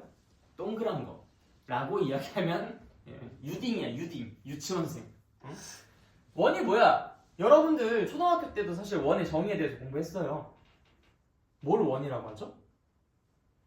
보고 읽으면 안 돼. 생각해야지. 언제나 항상 뭔가의 질문을 들었을 때 답을 이야기하고 싶은 욕심이 잘못된 방향으로 향하면 안 됩니다. 답을 이야기하고 싶은 욕심이 있는 건 없는 것보다 훨씬 낫죠. 근데 답을 이야기하고 싶은 이 욕심이 답을 찾는 것으로 변질되게 되면 그거는 내가 사고하는 것과 내가 판단하는 것을 버리고 남에게 의지하는 것에 익숙해지겠다는 겁니다. 그래서 항상 질문하고 난 다음에 내가 이렇게 쭉 스캔하면 하늘을 바라보는 사람이 있고 땅을 바라보는 사람이 있어요. 하늘을 바라보는 사람은 자기가 해결하겠다는 겁니다. 땅을 바라보겠다는 것은 남이 해결해 놓은 것을 보고 베끼겠다는 거예요. 공부를 하려고 하는 사람과 공부한 것을 티내려고 하는 사람이 그렇게 차이가 나타나게 되는 겁니다. 내가 혼자 생각하게 되면 잘 결과가 안 나올 수도 있겠죠. 그렇지만 그 과정 자체가 공부일 겁니다. 근데 내가 땅을 바라보고 답을 얘기하면 답은 맞을 수 있겠죠? 근데 그 과정은 공부가 아니라고. 무슨 말인지 알겠죠? 그래서 항상 이렇게 질문을 썼을 때 하면서 고민을 하십시오. 답을 안 내도 돼요. 원래 공부는 결과가 나와야지만 그게 공부가 아니거든요. 그 비유를 하자면 게임이랑 좀 이렇게 대조를 해볼 수 있을 것 같은데, 게임은 여러분들이 뭐 여학생분들은 뭐 게임을 많이 안 했을까? 했을까? 모르겠다. 예를 들어서 내가 어떤 캐릭터를 키우는 게임을 하고 있다고 생각해보자. 그럼 뭐 내가 몬스터를 잡아 죽이든, 아니면 뭐 농사를 지어가지고 뭘 수확을 하든, 아니면 뭐 퀘스트를 깨가지고 그 퀘스트를 뭐 완료를 해가지고 내가 경험치를 얻든, 뭔가 행동을 완료하고 결과가 좋게 나와야지만 거기서 무언가 보상을 받아요. 몬스터를 때리다가 내가 죽으면 오히려 경험치를 뺏긴다든지 페널티를 받죠. 몬스터를 잡아 죽여야지만, 농사를 지어서 결국 뭔가를 수확해야만, 퀘스트를 진행하는 것이 아니라 완료해야만 그 결과가 나와야지만 우리가 거기에 대해서 경험치를 받고 레벨업을 합니다. 이건 게임이에요. 근데 공부는요, 결과가 나와서 경험치를 얻는 게 아니에요. 때리는 중에 경험치를 얻는 거고요. 농사하는 중에 경험치를 얻는 거고요. 퀘스트를 수행하는 중에 경험치를 얻는 거예요. 내가 결국 이 몬스터를 때려가지고 얘가 죽는 순간에 폭발적인 경험치를 얻는 게 아니라 누적된 데미지가 쌓여서 얘가 죽는 그 순간에 그냥 스무스하게 끝나버리는 겁니다. 그게 공부의 경험치예요. 그래서 공부는요, 내가 진짜 숱하게 때려가지고 얘가, 이 몬스터가 피가 1밖에 안 남았어. 근데 내가 이걸 못 죽이고 말아버린 거야. 뭐 다른 사람이 와가지고 한 대 툭 때려가지고 죽였어. 그러면 이 몬스터를 죽인 경험치는 저놈이 다 가져갈 수도 있어요. 게임이라면. 근데 공부는 내가 100번 때리고 이 친구 한 번 때려서 얘가 마지막 타 때려서 얘가 얘를 죽인다 하더라도 내가 경험치 다 갖고 갑니다. 이게 공부예요. 여러분들이 뭔가 답을 맞춰도, 답을 말해도 그 이벤트에서는 경험치를 못 얻습니다. 그 답을 찾고 구하고 고민하고 연구하는 시간 속에서 경험치를 얻는 거예요. 그래서 그런 말씀 드린 겁니다. 아시겠죠? 그래서 답을 말하는 게 중요한 게 아니라 답을 말할 수 있게 되는 게 중요하다. 그래서 답을 말하는 것이 중요한 게 아니라 답을 말할 수 있는 사람이 되려고 하는 게 중요하다. 네, 그런 게 이제 내가 늘 그래서 말씀드리는 부분인 거죠. 원이라는 것은요, 한 점으로부터 같은 거리만큼 떨어져 있는 점들의 모임을 원이라고 합니다. 실제로 초등학교 때 그렇게 공부해요. 한 점으로부터 같은 거리만큼 떨어져 있는 점들을 모아놓은 거. 그래서 우리가 원 그릴 때 무슨 도구 사용합니까? 컴퍼스. 그 컴퍼스라는 걸 왜 사용해요? 컴퍼스의 원래 기본적인 원리와 걔의 역할은요, 길이 저장이에요. 우리 작도할 때 공부했잖아요. 걔의 원래 역할은 길이 저장입니다. 그 저장되어 있는 길이를 가지고 유지시킨 채로 점들을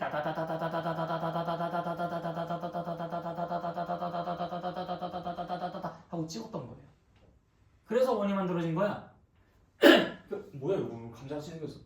그래서 이제 우리가 한 점으로부터 같은 거리만큼 떨어져 있는 점들을 다 찍어 놓은 것이 원이기 때문에 그래서 컴퍼스를 이용했었던 것이고요.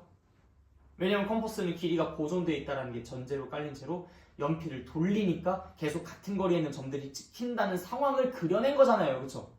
그래서 원의 정의가 그러하니까 컴퍼스라는 것을 도구로 사용해서 원을 그릴 수 있었던 것이다 라고 생각을 해주시면 되겠습니다. 그냥 원이 뭐야? 아니, 동글동글한 거요? 아니야. 공 같은 거요? 아니야. 이렇게 대충대충 이야기하는 게 아니라 지금처럼 좀 교양 있게, 좀 세련되게 이야기를 해주시길 당부드립니다. 그래서 볼 때마다 감자가 돼. 그래서 원은 뭐다? 한 점으로부터 같은 거리만큼 떨어진 점들을 모아놓은 것. 그것을 우리가 원이라고 이야기를 합니다. 당연히 그래서 그 길이를 우리가 뭐라고 부르죠? 반지름이라고 부르고요. 당연히 그 반지름의 2배에 해당하는, 즉 원의 중심을 관통하는 직선이 원과 만나서 생기는 2개의 점을 이어 생긴 선분을 지름이라고 이야기를 하게 되는 겁니다. 우리가 보통 반지름이라는 것은 알파벳으로 뭐라고 표현을 하냐면 R이라고 표현을 할 겁니다.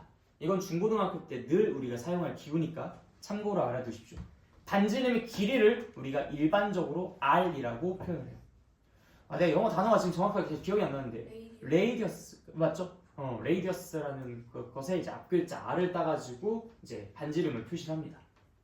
자, 그리고 이때 우리가 이제 또 다른 여러 가지 개념들을 공부를 할 건데 일단 첫 번째가 호예요. 호. 호가 무엇이냐? 이 원의 반지름과 반지름으로 이루어진 그 도형에서 이 곡선의 부분을 호라고 합니다.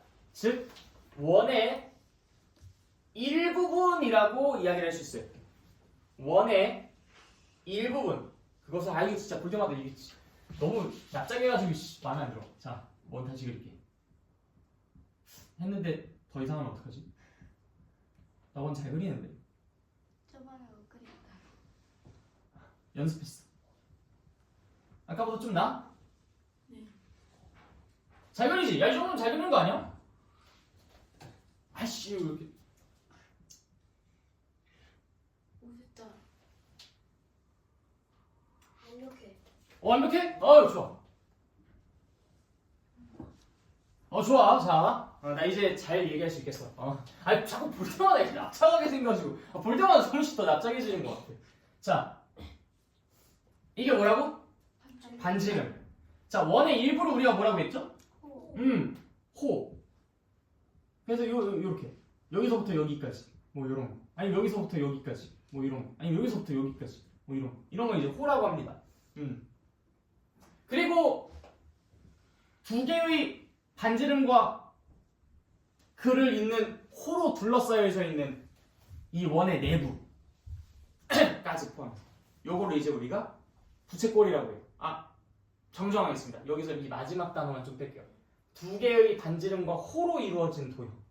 그걸 부채꼴이라고 할게요. 내부라는 말은 사실 함부로 쓰면 안 돼요. 네. 어쨌든 두 개의 반지름과 호로 이루어진 도형. 그걸 우리가 부채꼴이라고 이야기합니다. 그리고 하나가 더 있어요. 현이라는 건데 한 요 정도쯤에다 그릴까? 원 위에 있는 두 점을 이은 선분, 그걸 현이라고 합니다. 원 위에 있는 두 점을 지나는 선분, 그걸 현이라고 하고요. 할선이라는 개념도 있는데 이건 사실 자주 쓰는 표현은 아니에요. 원을 관통하는 직선, 그건 이제 할선이라고 이야기합니다. 지금 현이랑 뭐가 다른데요? 현은 기본적으로 선분? 선분이고요. 할선은 직선이. 깜짝이야.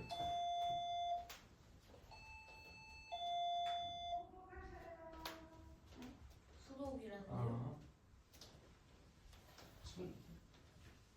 깜짝이야. 말씀드려야겠다.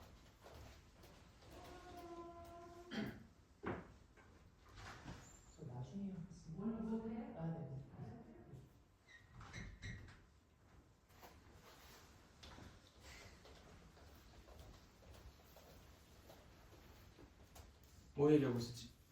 그래, 조기치매라니까 내가. 자, 그래서 이게 요 직선을 할선, 요거를 현이라고 이야기한다. 알겠죠? 근데 할선 잘 안 써요. 이거는 뭐 진짜 거의 안 나와. 현, 호, 부채꼴 뭐 이런 것들이 이제 주로 나오는 단어입니다. 그래서 걔네들만 잘 알아두고 계시면 되고요. 자, 그리고 이제 우리가 이런 것들을 이야기하는 방법이 있어요. 보통 이제 원의 중심은 O라고 표현하고요. 얘를 이제 A랑 B라고 이야기하자면 예를 들어서 호, AB 이렇게 호, AB 이렇게 이야기합니다. 근데 여기서 좀 똘똘한 친구가 이렇게도 물어봐요. 쌤, 근데 원의 일부가 호잖아요. 근데 호 AB라고 하면은 요것도 호 AB 아닌가요? 맞아. 그것도 호 AB야. 근데 일반적으로 넓은 것보다는 좁은 걸 이야기하는 상황이 더 자주 발생하겠죠? 그래서 보통은 호 AB라고 하면은 이걸 뜻해요. 근데 사실 이걸 뜻한다고도 이야기할 수 있어. 그래서 호 AB는 엄밀하게 말하면 두 개예요, 두 개. 이쪽 하나, 저쪽 하나. 근데 우리가 일단 현 얘기하니까 여기 CD라고 표시할게요. 근데 내가 특별히 바깥쪽에 있는 것만 지칭해서 이야기하고 싶어. 그러면 그때는 뭐라고도 표현할 수 있냐면 호 A, C, D. 바깥에 있는 점을 하나 딱 잡아서 뭐 C가 되든 D가 되든 상관없어요. 아니면 뭐 여기에 있는 점 P가 돼도 상관없습니다. 호 A, C, B. 뭐 그렇다고 호 A, C, D, B 뭐 이렇게 쓰진 않아요. 하나만 잡혀도 돼. 그래서 호 A, C, B 이렇게 하면은 바깥쪽에 있는 것을 콕 집어 이야기하고 싶구나 라고 생각하면 됩니다. 호 A, C, B라고 하면은 그럼 호 A, B 안쪽에 있는 것은 당연히 언급되는 것이 아니겠죠.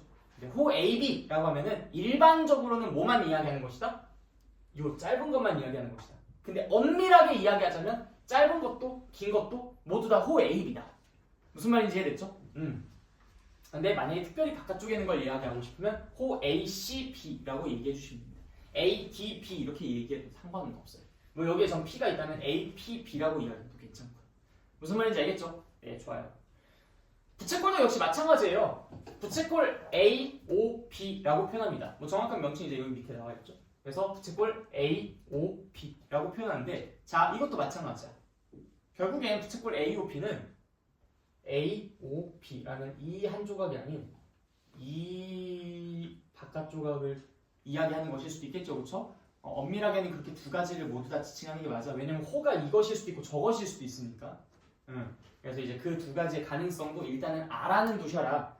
그리고 중심각이라는 표현이 있는데 여기 중심에서부터 뻗어나간 두 개의 반지름이 벌어진 각을 우리가 중심각이라고 합니다. 중심에서 만들어진 각이라고 해서 중심각이라고 이야기를 해요.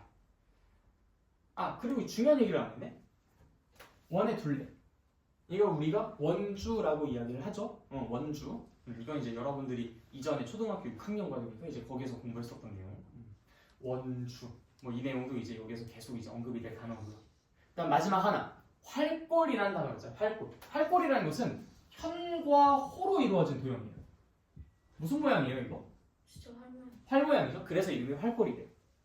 활 모양. 우리 그 활 보면은 이렇게 해가지고 현 쫙 있고 팡! 팅! 해가지고 이렇게 현, 호 해서 활. 자, 장궁 같은 거 본 적 있어요? 뭐 일본식 장궁? 뭐 이런 거? 그러면 뭐 엄청나게 커다랗게 현 쫙 있고 뭐 이렇게 해서 아 몰라?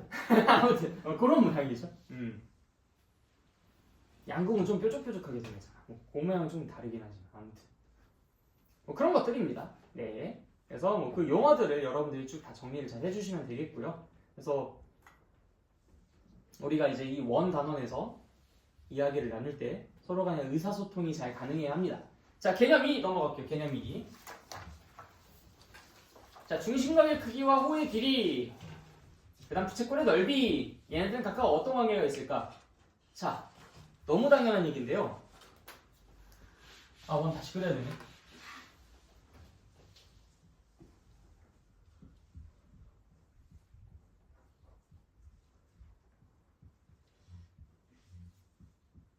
괜찮아, 수정할 거야.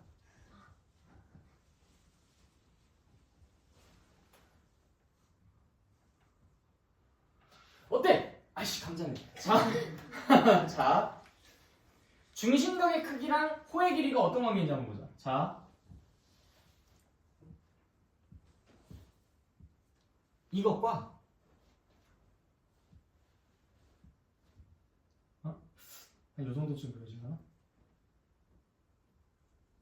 똑같은 각을 갖고 있는 이 호랑 얘랑 길이가 서로 어떻게 했어요? 같겠죠.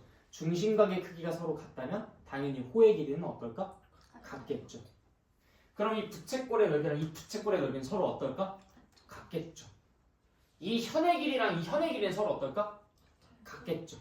중심각의 크기가 같으면 에브리바디 다 같아요. 왜냐면 이 두 개가 정확히 합동이니까요. 그렇죠?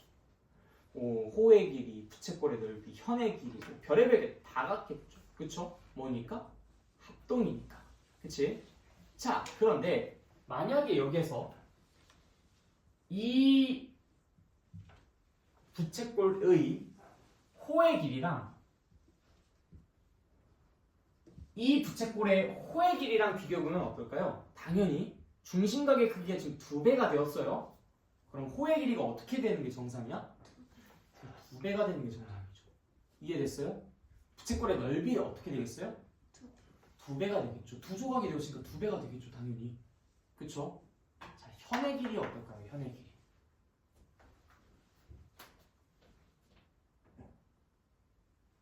여기는 이것과 여기는 이것 사이의 관계. 이것도 2배가 됩니까?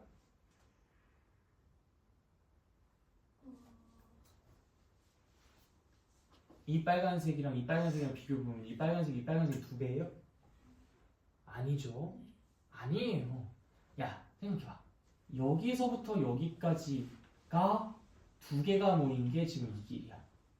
여기서부터 여기까지의 길이랑 여기서부터 여기까지 길이가 지금 같아? 라고 물어보는 거랑 똑같은 거잖아. 같아? 아니잖아. 중심각의 크기가 2배가 됐다고 해서 현의 길이가 2배가 되지는 않아요. 중심각의 크기가 3배가 된다고 해서 현의 길이가 3배가 되지는 않습니다. 중심각의 크기가 2배, 3배, 4배, 5배 이렇게 변하면 호의 길이는 그에 따라서 당연히 늘어나겠죠. 그쵸? 부채꼴의 넓이도 역시 당연히 그에 따라서 늘어날 겁니다. 근데 현의 길이는요? 그렇게 똑같이 2배, 3배, 4배, 5배로 늘어나진 않아요. 얘 혼자 독립적으로 변합니다. 자, 근데 아까 전에 중심각의 크기가 서로 똑같을 때 현의 길이는 같다면서 그건 당연히 맞지. 합동이니까 그건. 여기서 말하는 건 얘네가 서로 정비례 관계냐라고 묻고 있는 거예요. 정비례 관계냐? 중심각이 2배, 3배, 4배 됐을 때 현의 길이가 진짜 2배, 3배, 4배 되느냐? 그건 아니라는 거지. 대신 호의 길이는 2배, 3배, 4배가 되느냐? 그건 맞다는 거야. 부채꼴의 넓이는 2배, 3배, 4배 되느냐? 맞다는 거죠. 왜냐면 그 조각이 계속 봐봐. 이게 지금 2개가 생겼으니까 요거랑 요게 이어진 게 그 부채꼴의 호잖아. 그러니까 이거랑 이거 2개를 이어 붙였으니까 하나보다 2배가 됐을 거라고. 넓이도 이것과 이거 2개를 더한 거니까 하나의 2배가 됐을 거라고. 근데 현이 무슨 뭐 여기서 이 부채꼴의 현이 이것과 이것을 더한 게 아니잖아. 이것과 이것을 더한 거였다면 그럼 당연히 현의 길이도 2배가 됐다라고 이야기를 하겠지. 근데 어떻게 이 부채꼴의 현이 이거가 돼요? 이게 현이야? 이게 현입니까? 아니잖아. 이 커다란 부채꼴에서는 현은 이거잖아. 이게 현이지 이게 현이 아니잖아. 그러니까 당연히 2배가 되지 못하는 거지. 이해됐습니까? 심지어 이게 만약에 중심각의 크기가 3배, 4배, 5배, 6배 막 이렇게 된다고 쳐. 그럼 현의 길이는 늘어났다가 줄어들어요 또. 줄어들겠지. 원은 넓어져 봐봐. 요것도 동그라미고 요것도 동그라미고 요것도 동그라미고 요것도 동그라미고 뭐 요것도 동그라미라고 해봐. 자 그러면 원래 현이 지금 이거였어요. 하나, 둘, 셋, 넷, 다섯, 여섯, 일곱. 7개가 모여서 중심각이 7배가 되었어. 7배가 되었어. 자 그때 현이 뭐야? 여기서부터 여기까지 이거야. 이 길이의 7배가 이거라고 생각하자. 없잖아. 늘어났다 줄어든다니까 이 현은 또. 이해됐어요? 그러니까 현은 아예 독립적으로 움직인다. 늘어날 수도 있고 줄어들 수도 있고 몇 배가 될지 모르는 것이다. 그래서 단순히 중심각의 크기가 같을 때만 현이 같다라는 얘기까지는 할 수 있지만 중심각의 크기가 몇 배 됐을 때 현이 몇 배 된다라는 얘기는 절대 일절 꺼낼 수가 없다. 대신 호와 부채꼴의 넓이는 당연히 그만큼씩 계속 늘어나는 거니까 누적되는 거니까 그건 우리가 그만큼 늘어난다 라고 이야기를 할 수 있겠지. 자, 그래서 정리하자면 중심각의 크기랑 호의 길이 정비례 관계입니까? 아직 모르시나요? 모르시면 모른다고 얘기를 해주세요. 여러분들 여기서 주저하지 말고. 중심각의 크기랑 호의 길이는 정비례입니까? 네. 잘 모르시는군요. 중심각이 2배가 늘어날 때 호의 길이 어떻게 됩니까? 2배 늘어나요. 중심각 크기가 3배가 될 때 호의 길이 어떻게 됩니까? 3배 늘어나요. 중심각 크기가 4배가 될 때 호의 길이 어떻게 됩니까? 4배 늘어나요. 네, 그렇게 지금 얘가 차곡차곡 하나, 둘, 셋, 넷 이렇게 늘어나니까 당연히 중심각 크기가 4배가 될 때 호의 길이도 4배로 늘어나겠죠. 그럼 중심각의 크기가 2배, 3배, 4배 될 때 호의 길이가 2배, 3배, 4배가 되니까 당연히 얘네들은 서로 무슨 관계겠습니까? 정비례 관계. 그럼 부채꼴의 넓이도 한번 이야기해보죠. 중심각의 크기가 2배로 늘어났습니다. 부채꼴의 넓이 어떻게 됩니까? 2배로 늘어나요. 그럼 3배가 됐을 때는요? 그럼 이게 정비례 관계 맞습니까? 아닙니까? 맞죠. 자 그럼 현의 길이로 갑시다. 중심각의 크기가 2배로 늘어났어요. 현의 길이가 어떻게 됩니까? 2배로 늘어납니까?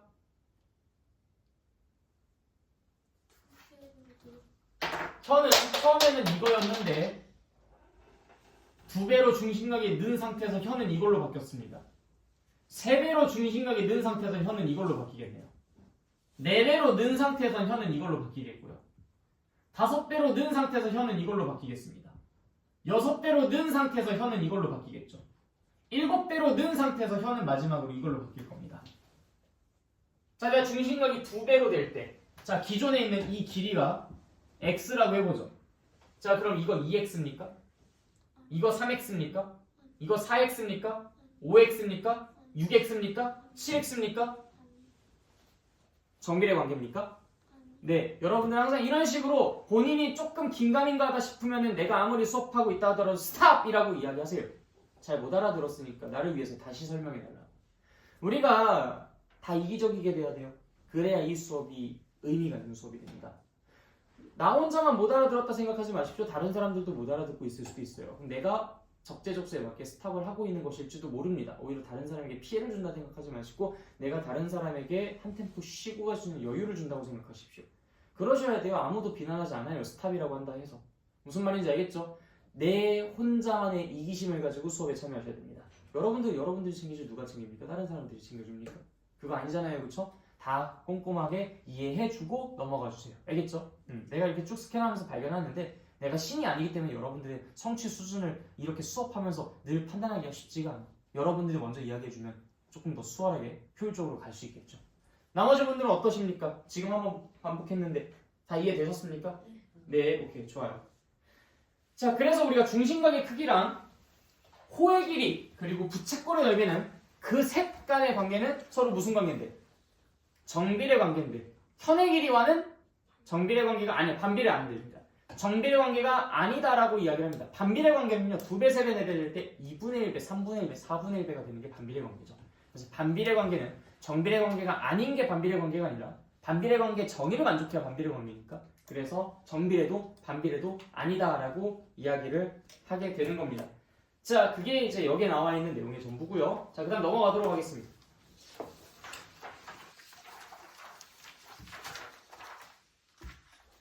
생각보다 강의가 길어지네요. 이렇게 길게 할 생각까지는 없었는데. 자, 원주율 볼게요. 원주율. 여러분들 원주율 또 초면이 아닙니다. 그쵸? 뭔지 알고 있어요. 원주율이라는 게 뭐예요? 이름에서부터 알 수 있어요. 원주, 원의 둘레, 그다음 비율.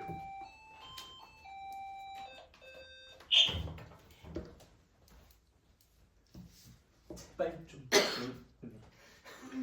자, 원주 플러스 비율 해서 이름이 원주율인 거죠. 그쵸? 그럼 뭐에 대한 비율인데? 아니죠. 여러분들 뭐에 대한이라는 것은 기준이 누구냐는 것을 뜻해요. 기준과 비교하는 양 중에서 누가 더 중요한 내용이었습니까? 아이고야 큰일 났네. 이거 우리 6학년 거 다시 공부해야 되겠구만. 자, 여러분들 내가 만약에 여기에서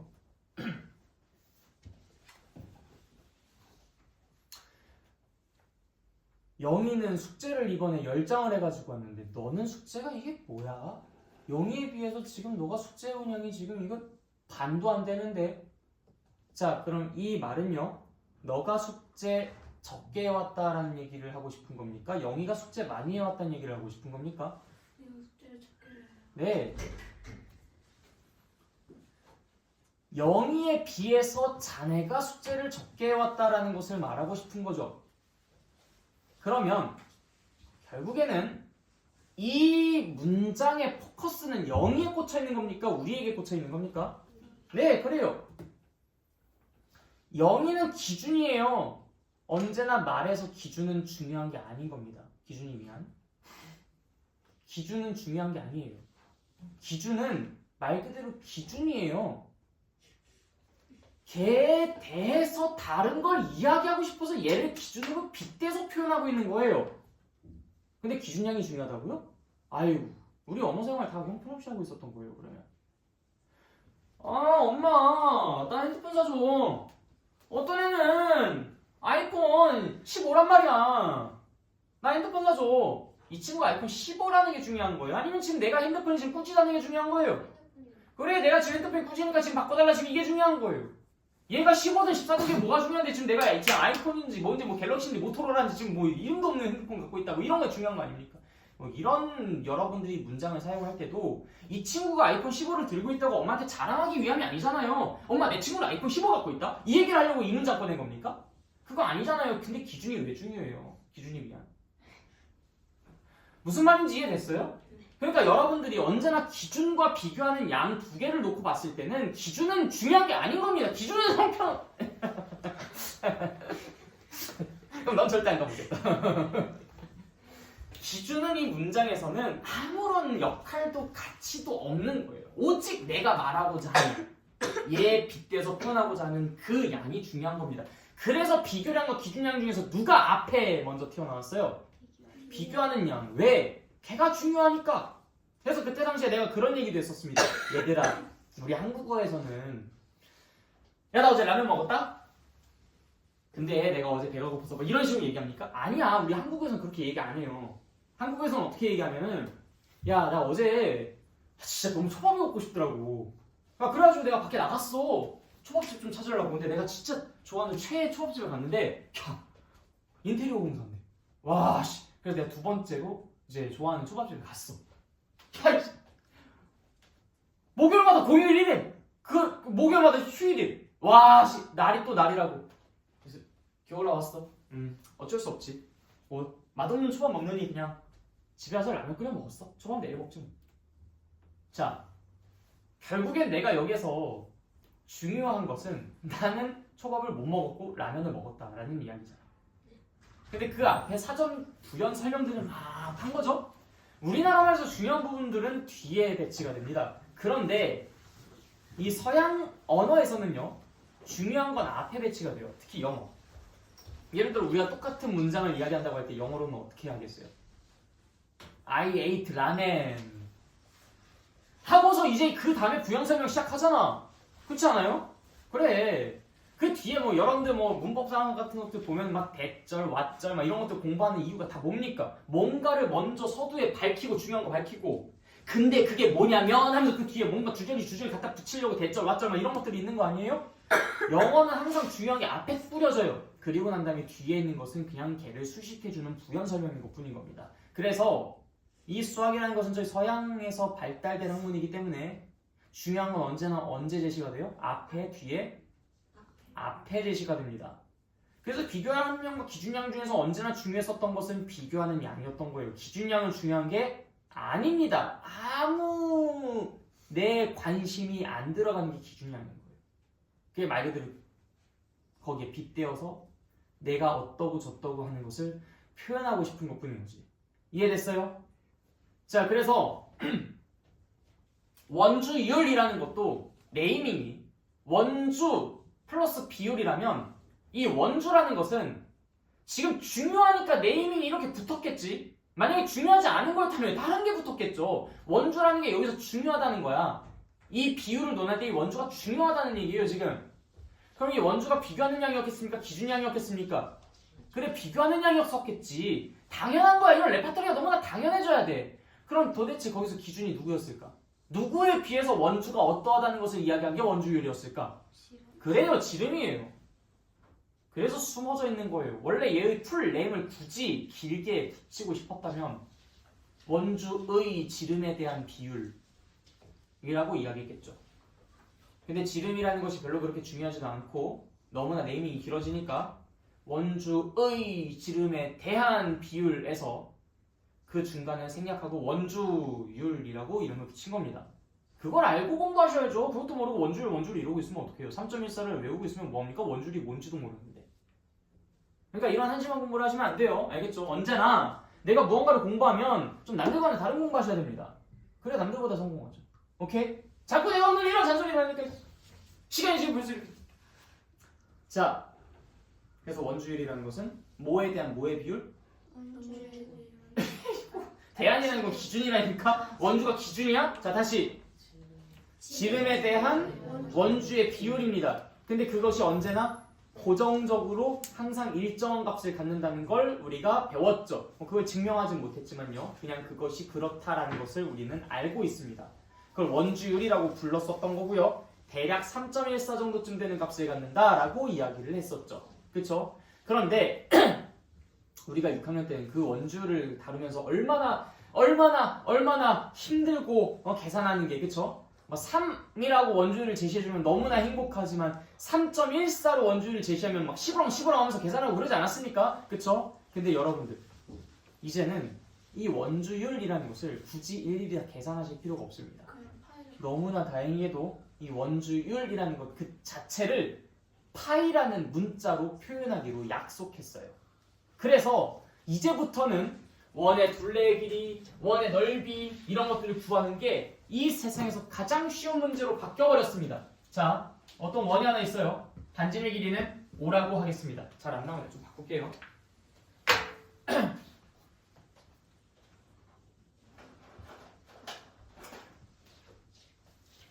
자, 그럼 우리가 이 원의 둘레, 원주를 구할 때는 뭐에다가 뭐를 어떻게 했었어요?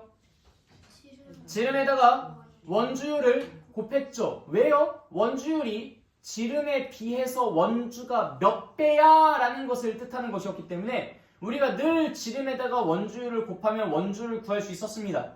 자, 그럼 지금 반지름이 5예요. 그럼 지름이 얼마입니까? 10이죠. 에다가 뭘 곱할 거라고? 원주율을. 근데 그 원주율을 뭐라고 부르겠다고? 파이라는 기호로 쓰고 부르겠다고.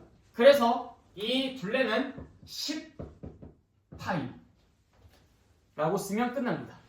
이걸 갖다가 3.14를 곱하고 막 뭐하고 하는 그런 계산 안 할 거예요. 알겠죠? 그냥 10파이 끝. 그럼 넓이는 어떻게 구해요? 반지름 곱하기 원주율이었죠? 그럼 어떻게 쓰면 되겠습니까? 25파이 끝. 어때? 둘레의 길이 구하는 거랑 원의 넓이 구하는 게 세상에서 가장 쉬워졌지? 3도 안 곱해도 돼. 그냥 파이만 붙이면 돼. 파이는 그냥 문자니까 우리가 수 계산 다 끝내고 옆에 파이만 얌전히 붙여주면 되는 거야. 자, 대신 이 파이라는 것을 빼먹고 쓰면 그럼 그거는 어떨까? 정말 큰일 나는 거죠. 이거는 단위가 아니에요. 뭐 예를 들어서 뭐 우리가 뭐 10cm인데 그냥 10이라고 쓰고 답 제출해가지고 그냥 야 단위 좀 써 이런 식으로 이야기하는 수준이 아닌 거야. 10파이라고 써야 되는데 10이라고만 쓴다? 이거는 약 3.14배만큼 작은 답을 쓴 겁니다. 완전히 다른 숫자를 쓴 거죠. 그렇기 때문에 그거는 절대로 답으로 인정받지 못합니다. 단위를 안 쓴 것은 그냥 귀여운 애교 수준이라면 이거는 답이 6인 것을 내가 그냥 2라고 써서 틀린 거랑 똑같은 거예요. 무슨 말인지 알겠죠? 완전히 다른 숫자를 써가지고 틀리는 것과 똑같은 거니까 파이를 누락시키지 마십시오. 이 파이는 언제나 내가 곱하겠다고 마음을 먹었으면 끝까지 꼭 옆에다가 붙여서 곱해주시는 것까지 해주셔야 된다는 거. 알겠죠? 자, 근데 우리가 보통 반지름은 뭐라고 쓴다고 했었죠? R이라고 쓴다고 했었죠. 지름은 그럼 당연히 뭐겠습니까? 2R이겠죠? 그래서 우리가 지름 곱하기 원주율 그것이 원주였기 때문에 우리가 2파이 R 혹은 2R 파이 뭐 이렇게 이제 쓸 수 있는데 2파이 R이라는 게 조금 더 익숙한 표현입니다. 이해됐나요? 네, 좋아요. 2R에다가 파이 곱한 거 2파이 R이라고 보통 쓰고 읽고요. 그 다음에 반지름의 제곱 곱하기 원주율 그것이 넓이가 되니까 우리가 뭐라고 쓰겠습니까?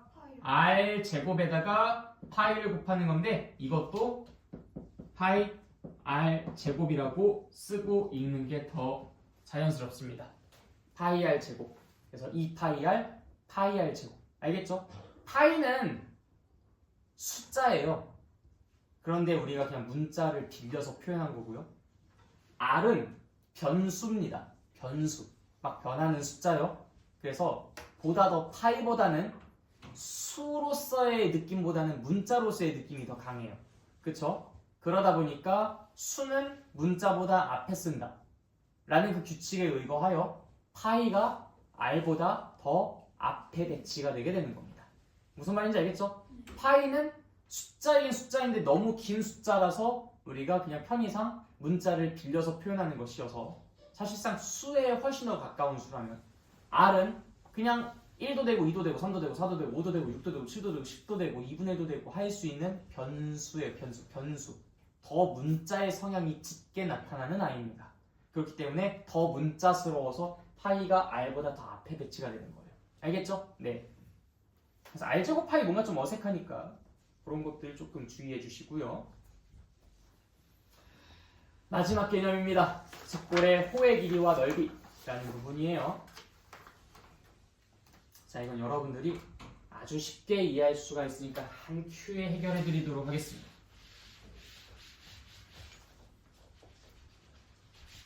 다 지우고 다시 하세요.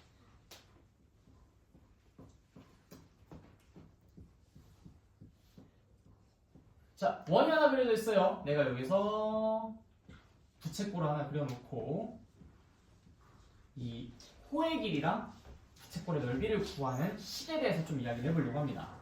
자, 여기는 이 각은 x도라고 이야기를 해볼게요. 뭐 x도는 뭐 30도일 수도 있고 60도일 수도 있고 뭐 100도일 수도 있고 90도일 수도 있고 그건 상관없습니다. 그냥 x도요. 뭐가 될지는 모르겠지만 자 이때 이 호의 길이랑 부채꼴의 넓이를 각각 한번 구해보도록 할게요. 호는 이 원의 일부였어요. 근데 이 전체가 몇 도지? 360도. 근데 그 중에 x도에 해당하는 부분이래. 아, 그럼 비율로 들어가면 되지 않아? 비율적인 접근으로. 예를 들어 생각해봐. x가 60이라고 생각해볼게요. 전체가 360이야. 근데 x가 60이야? 그럼 360분의 60만큼이 요 부분에 해당할 거 아니야. 비율로 가자고. 360 전체분의 x 60 부분. x가 60이라고 한다면 360분의 60 만큼 얘가 갖고 갔을 거 아니야. x가 만약에 80이라 생각해봐. 360분의 80 만큼 여기에 배치가 됐었을 거 아니야. x가 만약에 뭐 20이라 생각해봐. 360분의 20 만큼이 여기에 부여됐을 거 아니야. 이해됐죠? 비율로 계산하면 끝나겠다. 오케이. 그럼 원래 원의 둘레가 어떻게 됐었어요? 아, 보통 호를 나타낼 때 우리가 L이라는 표현을 씁니다. 그래서 호의 길이 L은 우리 원의 둘레의 길이가 얼마였죠? 원주가 뭐였어요? 2 파이 R. 파이가 더 먼저 온다고 했죠? 자, 2 파이 R에다가 곱할 겁니다. 비율을요. 무엇분의 무엇? 360분의 X. 끝. 그냥 비율 배분하겠다는 거야. 비율 배분. 360도 중에 10도였다. 아, 그럼 360분의 10만큼 여기에 부여하면 되잖아. 얘가 x가 만약에 40이었어. 그럼 360분의 40만큼 여기에 주면 되잖아. x가 만약에 100이었어. 그럼 360분의 100만큼 여기에 주면 되잖아. 원의 둘레를 360분의 x만큼 잘라서 주면 제가 나오지 않겠습니까? 당연한 거죠. 이해 안 되는 사람 있어요 혹시? 없나요? 자, 부채꼴의 넓이도 마찬가지야. 넓이는 보통 우리가 s라고 합니다. s. 자, 원래 원의 넓이는 얼마였어요? 파이 r 제곱이었어요. 이것도 똑같아. 360 중에 x만큼 부여해주면 되는 거 아니야?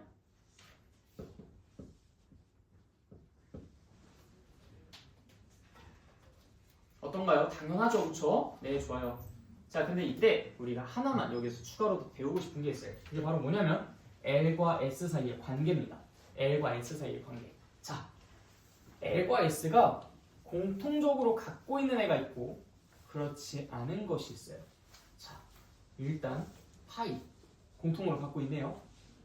R도 하나씩은 공통으로 갖고 있어요. 그렇죠? 얘는 두 개 갖고 있지만 360분의 X, 360분의 X 역시 이것도 똑같이 갖고 있습니다.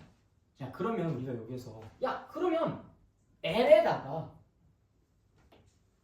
R을 하나 더 추가하고 2를 빼주면 얘랑 똑같이 생겼네. 오케이? 자, L에다가 R을 하나 더 곱해주고 2를 하나 나눠주면 얘랑 똑같은 모양이겠네. L에다가 R을 하나 추가하고 2로 나눠주면 그럼 S랑 똑같아지겠네. 끝. 해서 이제 이 밑에 있는 S는 2분의 1 RL이라는 식을 만들어낸 겁니다. 알겠죠? 네. 그래서 이건 뭐 별로 어렵게 생각하실 필요는 없고요. 네, 이런 것들 이제 쓱 한번 읽어보시면서 정리하시면 다 이해가 되실 부분이에요. 그래서 아무튼 오늘 수업은 여기까지 진행할 거고요. 다음 시간에는 이체도형 공부할 건데 여러분들 오늘 좀 정리할 것들이 많다. 안에서 이제 좀 시간 오래 걸리겠지만 그래도 천천히 잘 정리해서 완벽하게 테스트 보시고 귀가하시면 되겠습니다. 오늘 내가 원래 문제를 좀 뽑아주고 풀려고 했었는데 시간이 좀 많이 오버됐으니까 그거는 그냥 생략하도록 할게요. 그냥 오늘 백지 테스트만 하고 가셔도 괜찮습니다. 수고하셨어요.